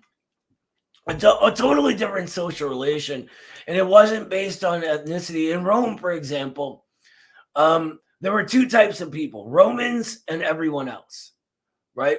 That was their races back then. And you could be an African Roman, a Briton Roman, a Germanic Roman, any kind of Roman if you were a citizen. But if you weren't, then they could enslave you or buy and sell you as, your town was invaded and pillaged or whatever. Remember, these are very, very not to use the word primitive, but primitive peoples, right? They were not yet advanced enough to move beyond this. It was this that led to the next advances and the feudal social relationship. Real quick, you know what? Never mind. Go ahead, Debbie. I just want to make a quick comment that just because we're reading someone who we think has valuable ideas that are, worth looking at now, doesn't mean we have to not recognize that person can still have old thinking. So when they say primitive, sometimes they actually mean primitive because they think that societies that came before were more primitive. Now, we might recognize that that's not strictly true right now and sort of have ideas about, the value of cultures that came before. But like, I think sometimes we start to excuse what people are saying because we can see the flaws in it. And sometimes it's just better to acknowledge the flaws in it. And similarly, I'm a person trapped in debt who works to get rid of that.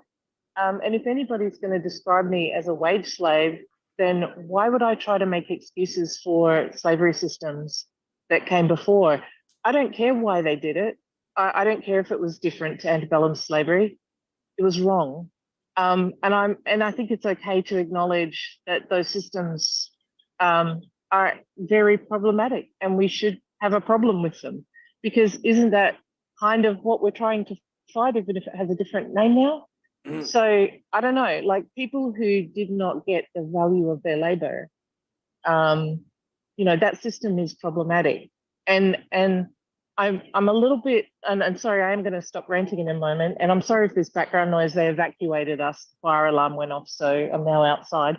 But I'm a little uncomfortable with the idea of sort of saying, oh, it's not really slavery. It's not quite slavery. The same way that sometimes people try to excuse biblical slavery. Like, it's all slavery. And yeah, I don't think we should be trying to make excuses for it or to pretend that it was nicer than we think. I don't think anybody did.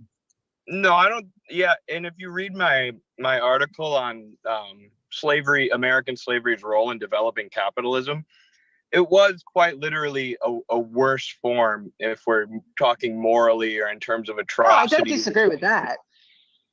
Right, yeah, and right, but I think more than a moral judgment, we're trying to make a material judgment of how these systems function and how they change based on advancements in the means of production in the technology. I don't think anyone was trying to make any kind of moral judgment of slavery, but if you were going to, there is an argument to be made. Like Noah said, slavery in the American South was a bourgeois mode of slavery. They were they were developing capitalist markets in England and the American North that were largely based on textile mills. So it created this endless need for a cotton market where slavery was able to fuel the initial growth of capitalism. And that caused the enslavers to torture their slaves en masse to get more labor out of them, which sounds wasn't like you've really a read the thing half in that ancient hasn't been Greece. told. He had read that, actually. Yeah, we've discussed It's a great that. book. It is a great book. Really confronting. Thank you so much for adding that, Eddie, and thank you, Debbie. I think what Stalin is saying here is not a moral critique of anything. He's sort of reinforcing the way change happens and how we view it in Marxism, right? That the slave empires were natural developments out of the advent of property. And I'm sure if you ask Stalin, he would go, yeah, that's horrible, morally speaking, right? Like there's no two buts about it. But what he's saying is that we are all men of our times or women of our times or whatever, right? He is created by his time just as we are created by ours. And in his time, a demand to go to slavery is absurd. But in the time of the advent of agriculture, that's what naturally happened. And it led to the entire process of history happening afterwards, right? That was the social relationship that developed out of that advent of the agricultural revolution, right? Of people beginning to plant in a more scientific way, and their accumulated social knowledge and what arises from that is necessarily limited, especially when we get to 2023, almost 100 years after Stalin's time, right? So really, it always comes back to the materialist view of history. And understanding where our own ethics come from is a really good way to do that. Saw, you were next, brother.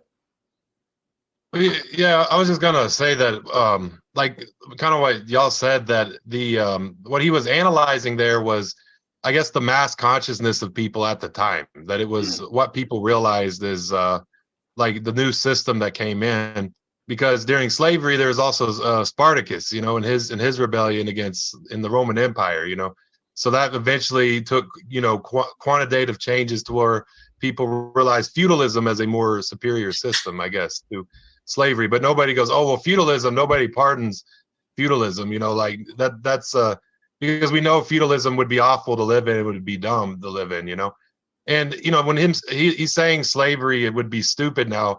During the bourgeois revolutions in the Americas, it was a popular sentiment that slavery is really stupid, that it's a really stupid thing to have.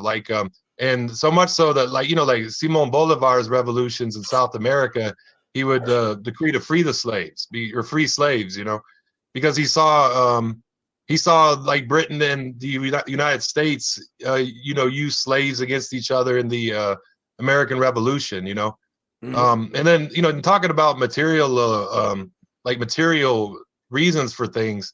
When the original Republican Party emerged, it came out of the Northwest Territories of Wisconsin and like Iowa and places like that. And these places didn't have coast. They didn't have coast to export things with to other countries. So they had no inclination for there to remain a confederacy where states can operate slavery if they want to or not. And between the bourgeois and the proletariat together, it drove these things that ended slavery.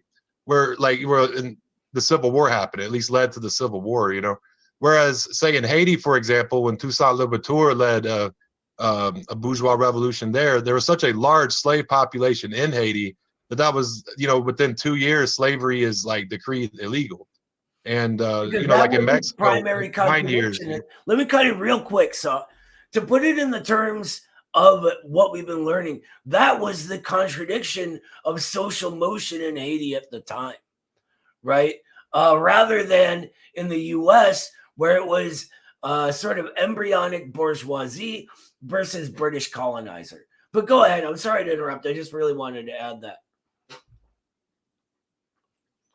That's all I was going to point out was, in the same way when he says slavery makes sense, say it's like in Egypt 2,000 years ago, and there's probably still a lot of hunter and gatherer communities, or say like in Greece, there's a lot more literacy in Greece, and so they're able to make some things that can fix famine. And so hunter and gatherer communities that don't have that, they're like, well, I'm going to go be with them. I'm going to go be with, that's probably a form of hegemony that led to, over time led to what was the slavery system of ancient Greece and even Egypt, in 2000 BC.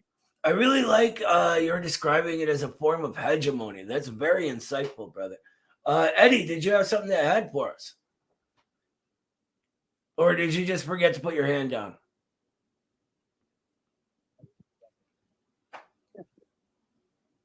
Oh, hold on. We couldn't hear you. Go ahead. Down. I'm sorry. I wish I had something for you.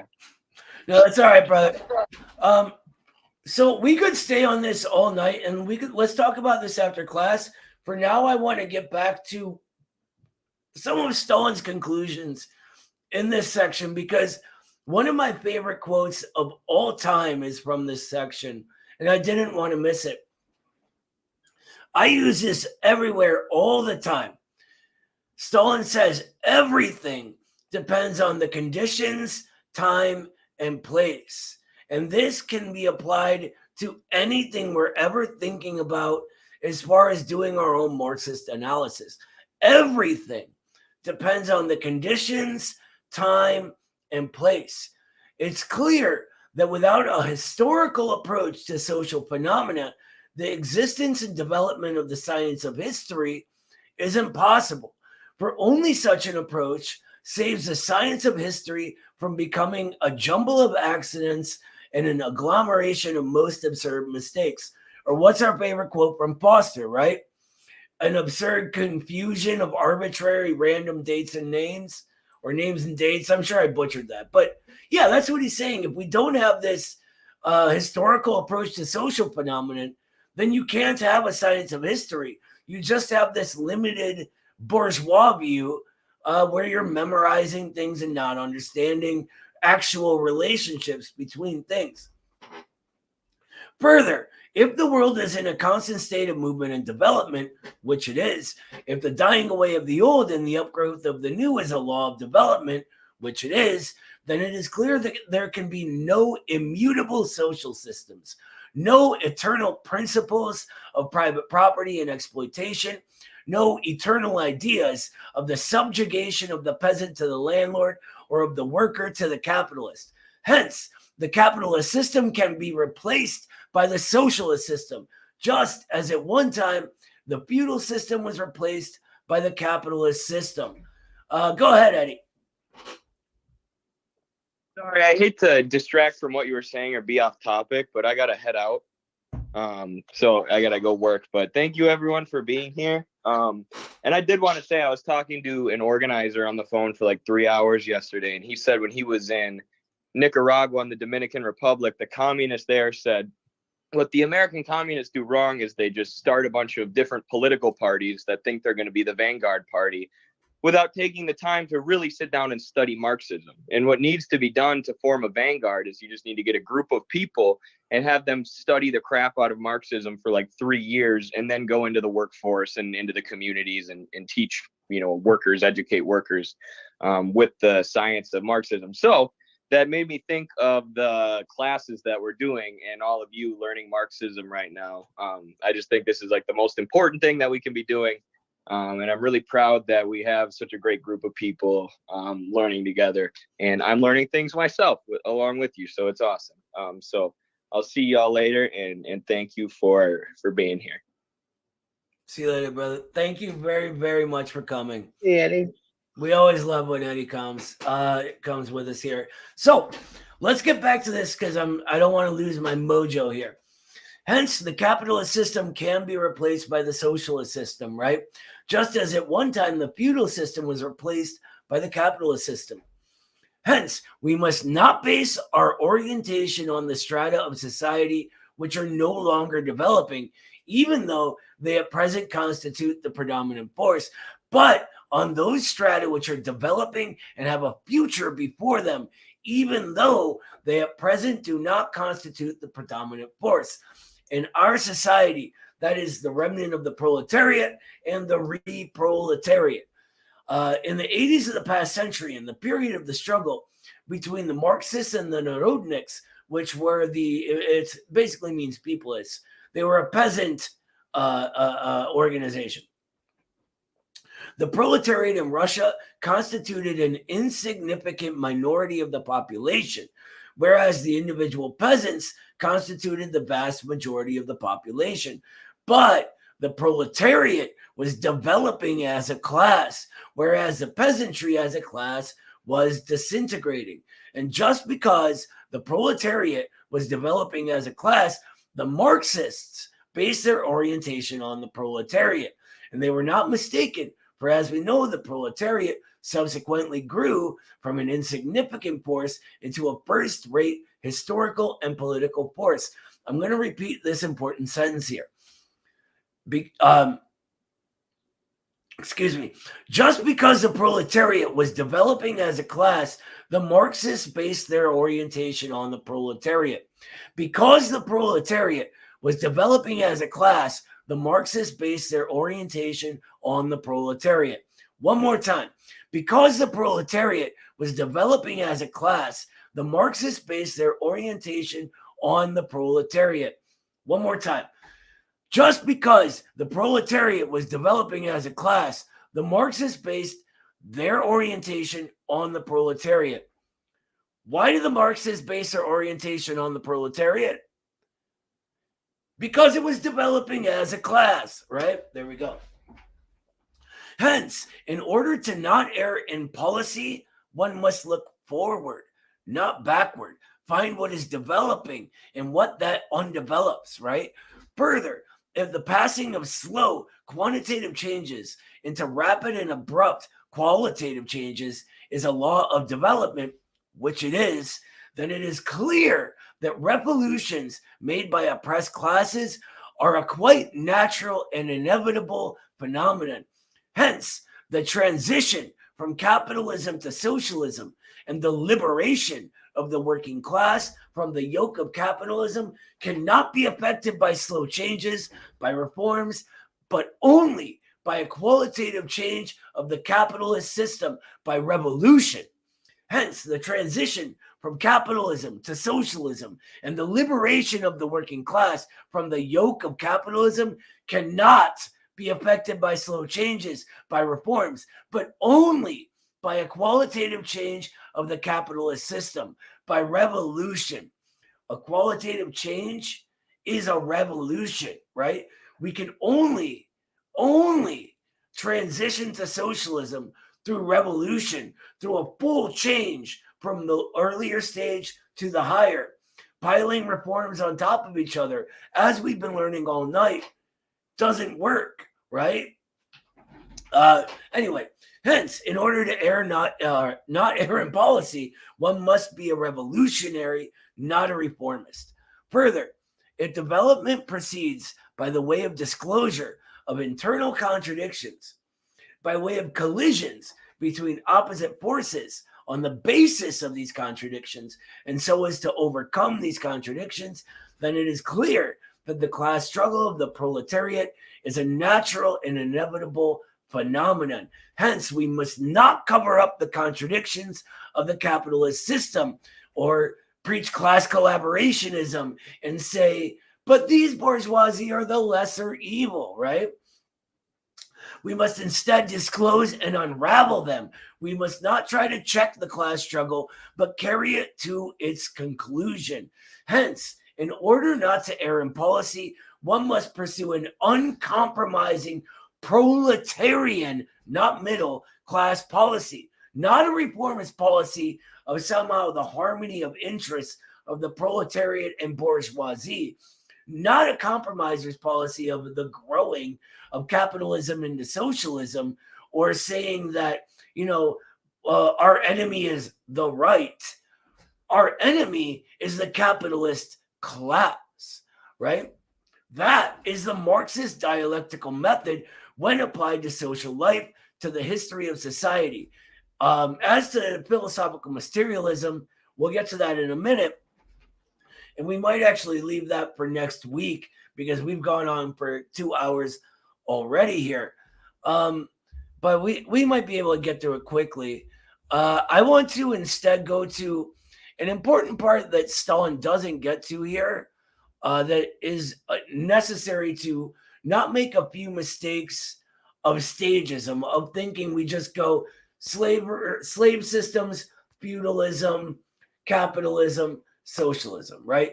All along, we've been saying that everything is, to quote Stalin, everything depends on the conditions, time, and place, right? There are different conditions in different places, even in the same time period. So the same universal process and general laws of development happen in Western Europe as they do in China, but the conditions give rise to a different form of it, right? In China, you saw the Asiatic mode of production, as a lot of Marxists call it, rather than what you saw in Western Europe. It was a different form of social relations, but always these general laws of development are happening. And I wrote a bit about it on universals and particulars. So I'd like to get into this, but first I want to ask if there's any questions about the last section. Awesome. All right. Do you guys remember our barley plant, by the way? Yeah? Okay, good. We're going to dig that back out for this part. I know it's kind of getting old and overripe, or maybe it's undeveloping. No? Okay. See, anyway, that's where you do the trombone slide noise, right? We need this barley plant, though, to explain another part of the dialectical world outlook of universals and particulars, or form and essence, right? The big takeaway from this is that Marxism gives us the general laws of development of society, right? It can show us what certain processes that happen objectively and universally within society lead to. And that's why we're able to predict both imperialist world wars to date, revolutions, explain why those follow leaps in technology, and understand the changes within society that brings. These are all general factors that happen universally. Now, all of these need to concretize in different particular situations. They must arise in particular forms. These are the characteristics, these general phenomena in particular circumstances, which are governed by the historical conditions of the time and place that they occur in. Like Stalin says, right? Everything depends on the conditions, time, and place. Every particular instance of a society has its own unique characteristics, its own unique way things happen, and its own unique forms of struggle, histories, traditions, languages, foods, all of that. These are particular instances of the universal phenomenon of society. If all societies have general laws of development, why do they have different characteristics, right?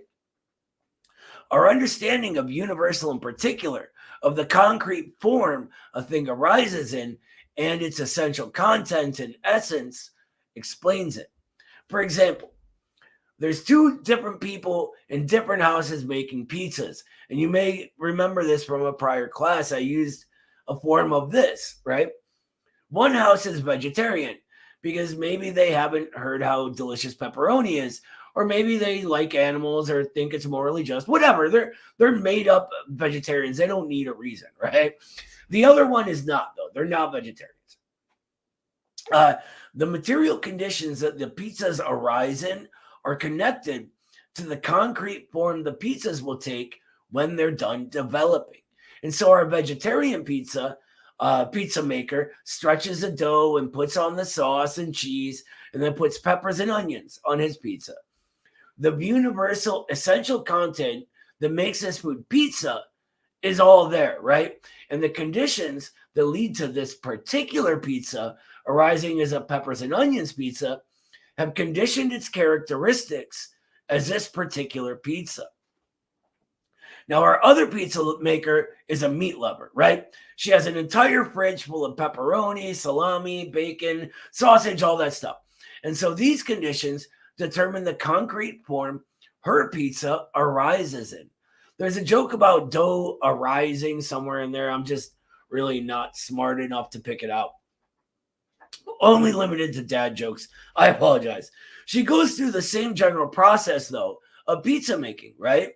Being in the conditions of a meat-loving house full of all them delicious meats, that determines the concrete particular form this particular pizza arises in. It becomes a meat lover's pizza as it develops and actualizes. So what do we have here, right?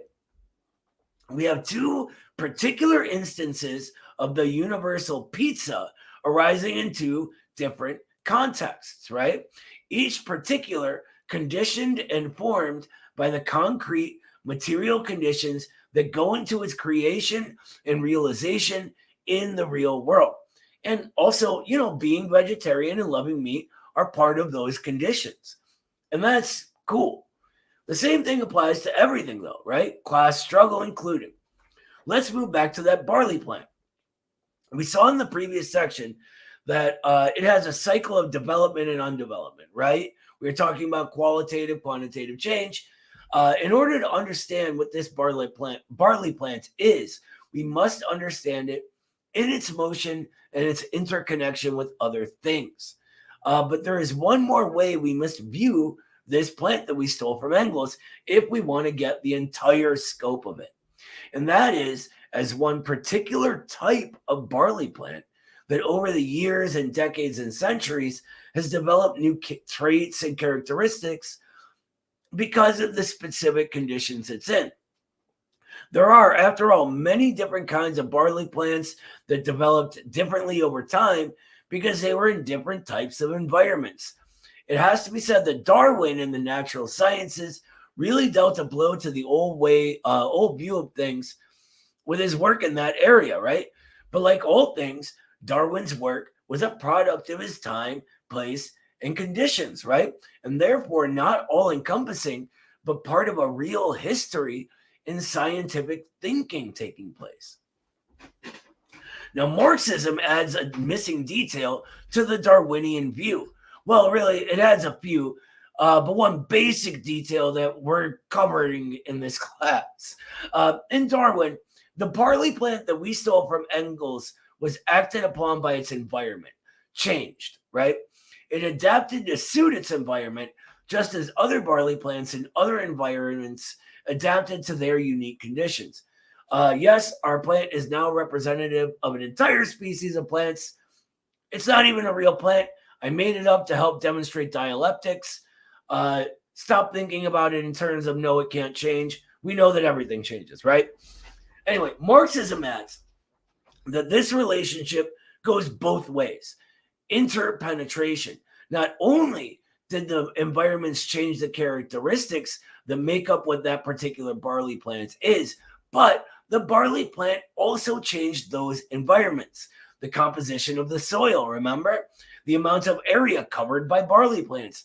All of that was our particular barley plant changing its environment. Speaking of plants, by the way, the Italian Marxist Domenico Lucerdo, who's a favorite thinker of the Institutes, he gives us a fantastic way to think of universals and particulars, especially when considering class struggle. In his book called Class Struggles, he speaks of struggle happening in terms of genus and species. It looks like Engels and me aren't the only ones obsessed with plants and biology, right? Anyway, the genus is a general phenomenon, such as class struggle, right? And the species is a particular type, such as the struggle against racism or the women's struggle, a struggle of national liberation, etc. All of these are struggles of the nascent class against the moribund class, the class that's undeveloping, right? But the historical factors that gave rise to them in a particular situation then determine the concrete form that class struggle arose in. Let's go a little deeper, though, and take this directly into the realm of class struggle. Like the life of barley plants, class struggle happens objectively. It is part of the natural process of society becoming itself or actualizing. The forms this class struggle takes are historically determined. In the early 1900s of Russia, for example, our genus class struggle primarily took the species form of the proletarian peasant alliance and the creation of the first ever worker state. In the USA of the late 1800s, it primarily took the form of the war against slavery and Southern Reconstruction. As this shows us, we don't predefine a particular type of class struggle, which is actually what Lenin criticized as economism, or focus only on the economic struggle, trade unionism, and directly fighting against the boss in front of you, that kind of thing. And we certainly don't narrow class struggle to only one particular form. Instead, we look at the historical conditions of a given time and place and try to understand what forces genuinely and concretely serve to advance the interests of the nascent aspect of society and undevelop the moribund one. So when I say nascent and moribund, nascent is what is developing. Moribund is what's undeveloping. The word moribund actually means in the process of dying, right? And Lenin used that term all the time. So I sometimes forget that I'm using words I haven't told you guys about. Anyway, in the Civil War of the USA, what Marxists call the Second American Revolution, slavery was finally in a weak enough condition, owing to advances in production, to be replaced by a newer, more efficient system. This was a huge growth of the progressive forces of the USA. And it must be said, if it were not for the immediate counter-revolution, the betrayal of the Northern industrial bourgeoisie from the class alliance, then switching sides, funding the KKK in reaction, we very likely would have seen Reconstruction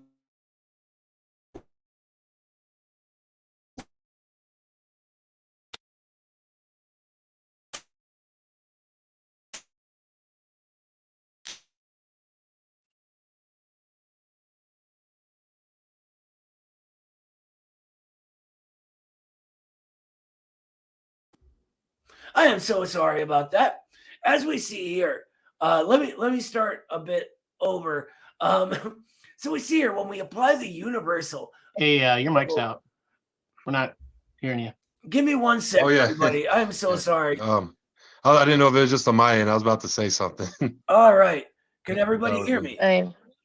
Great. Yes. Okay. Sorry about that. I knocked into my microphone. I apologize. Me and technology do not mix. Anyway, we see here when we apply the universal of class struggle to particular situations, it does not always have to take the form of the direct factory floor struggle of worker against boss, but instead takes historically determined forms, genus and species. Whatever progressive forces are in acute struggle against the ruling class of that time and place, such as the anti-racist struggle in most of American history to date, that is the concrete form that class struggle has arisen in. We can do this on any scale, right? Whether within one society or speaking of the entire world. In the early to mid to 20th century, as capitalism went through a particularly acute crisis all over the world, we saw both communist revolutions in societies where the proletariat had sufficiently organized, and fascism in societies where the proletariat had not yet sufficiently organized arise. The global struggle against fascism then became a concrete form of class struggle. In the global sense, the Soviet Union was the center of revolution, right?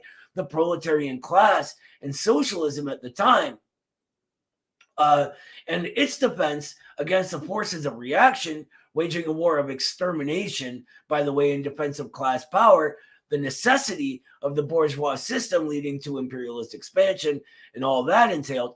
That was a primary and particular mode of class struggle that arose due to historical conditions. We didn't predefine it or narrow it only to the economic struggle, but instead looked at the general conditions of society and what that created. This is what it means to analyze things through their universal and particular situations. There are general and universal laws of development throughout all of human society, but each particular society has unique characteristics and forms that the phenomena within it take, and those are determined by the material history of that particular society. And that's basically a synopsis of universal in particular. Now, a later class, intermediate dialectics, will cover this in far more detail. But does anyone have any questions on this kind of thing?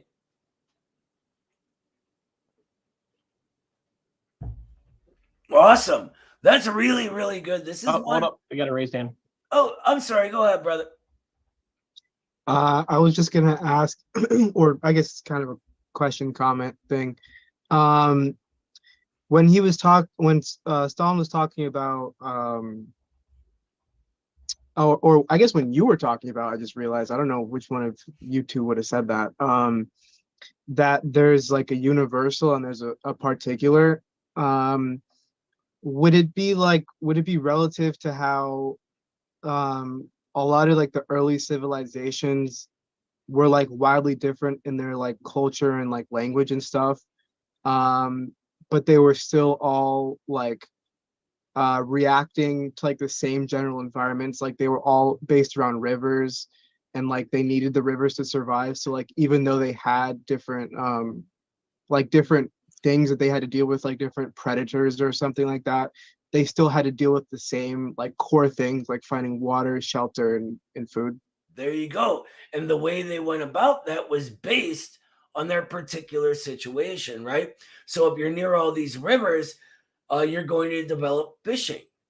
If you're near a bunch of fertile soil, you're going to develop more farming things, that kind of thing. Yeah. Now, that's not an exact one-to-one, but you know what I'm saying. Like the conditions create the problems in front of you and condition how you go about solving them. All right. So, go ahead, Saw.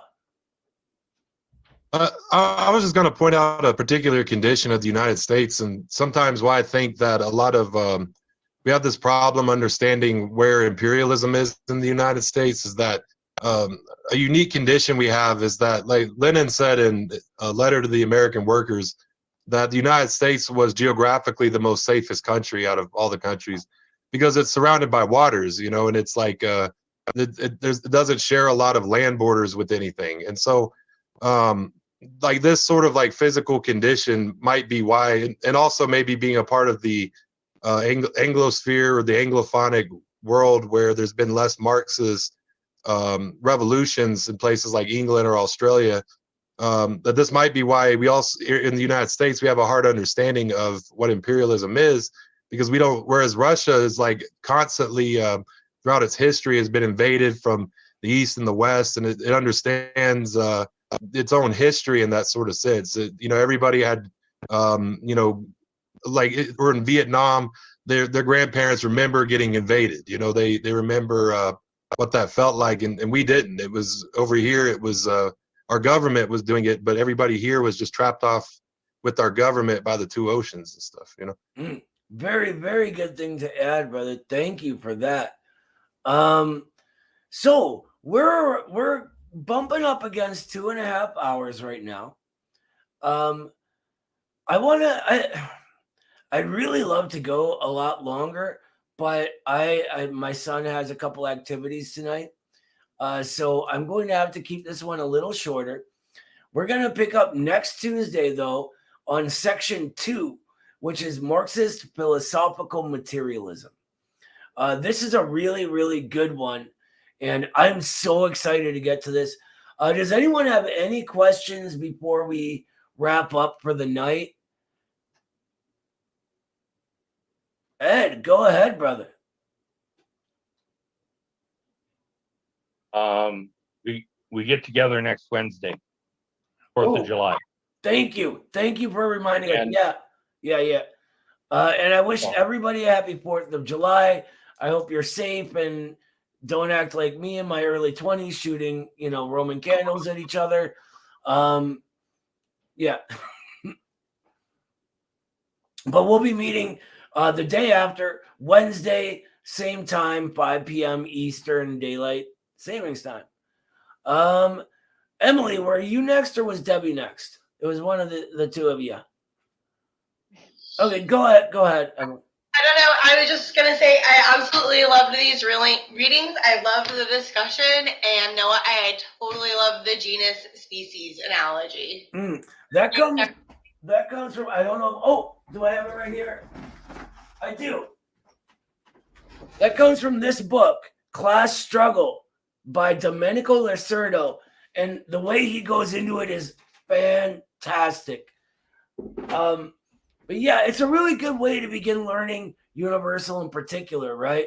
Like you're not reading getting into Ilyenkov yet. So yeah, thank you. And I'm glad you're enjoying it. I love these.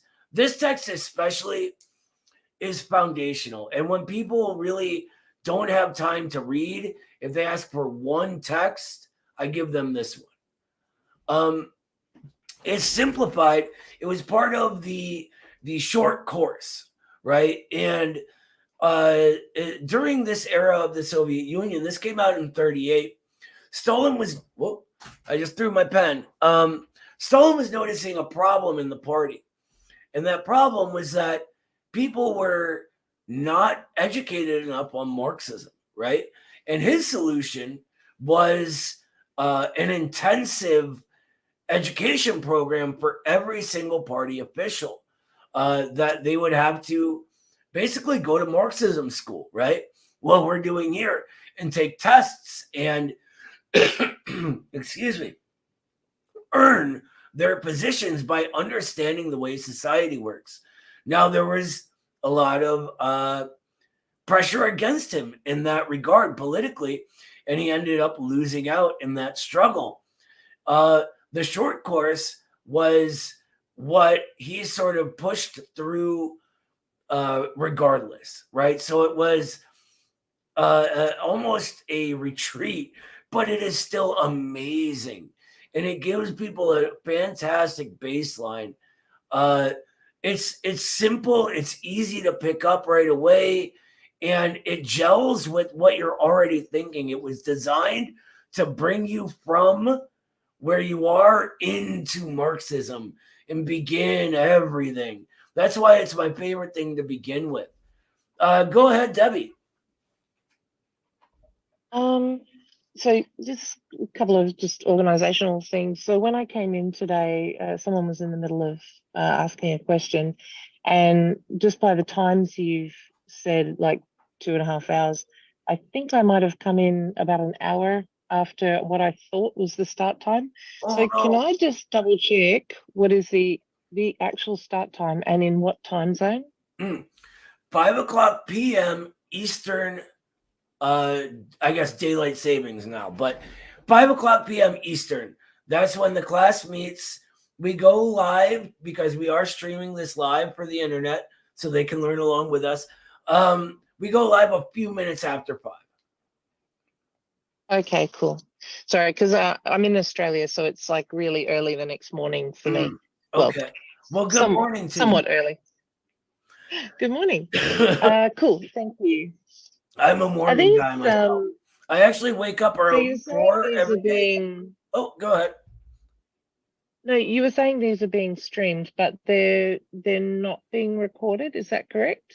They automatically record for the stream. So it's on our YouTube, our Twitch, I believe. Okay, cool. Okay. Because I missed an earlier one, so it'd be good to grab that too. The only one you can't currently find on our YouTube is the first class. But we didn't go over any actual educational content. That was just all of us getting to know each other, people explaining where they came from, how they found Marxism and why they were here, that kind of stuff. But yeah, I'm going to wrap it up now. Thank you, Debbie. Yep. And I'm glad everybody's on the same page time-wise. We will see you next Wednesday at 5 p.m. for more of Stalin's Dialectical and Historical Materialism. Class, stick around. We'll hang out for a minute before we go. But yeah, everyone watching on YouTube or whatever else, we will see you next time. Bye, everybody.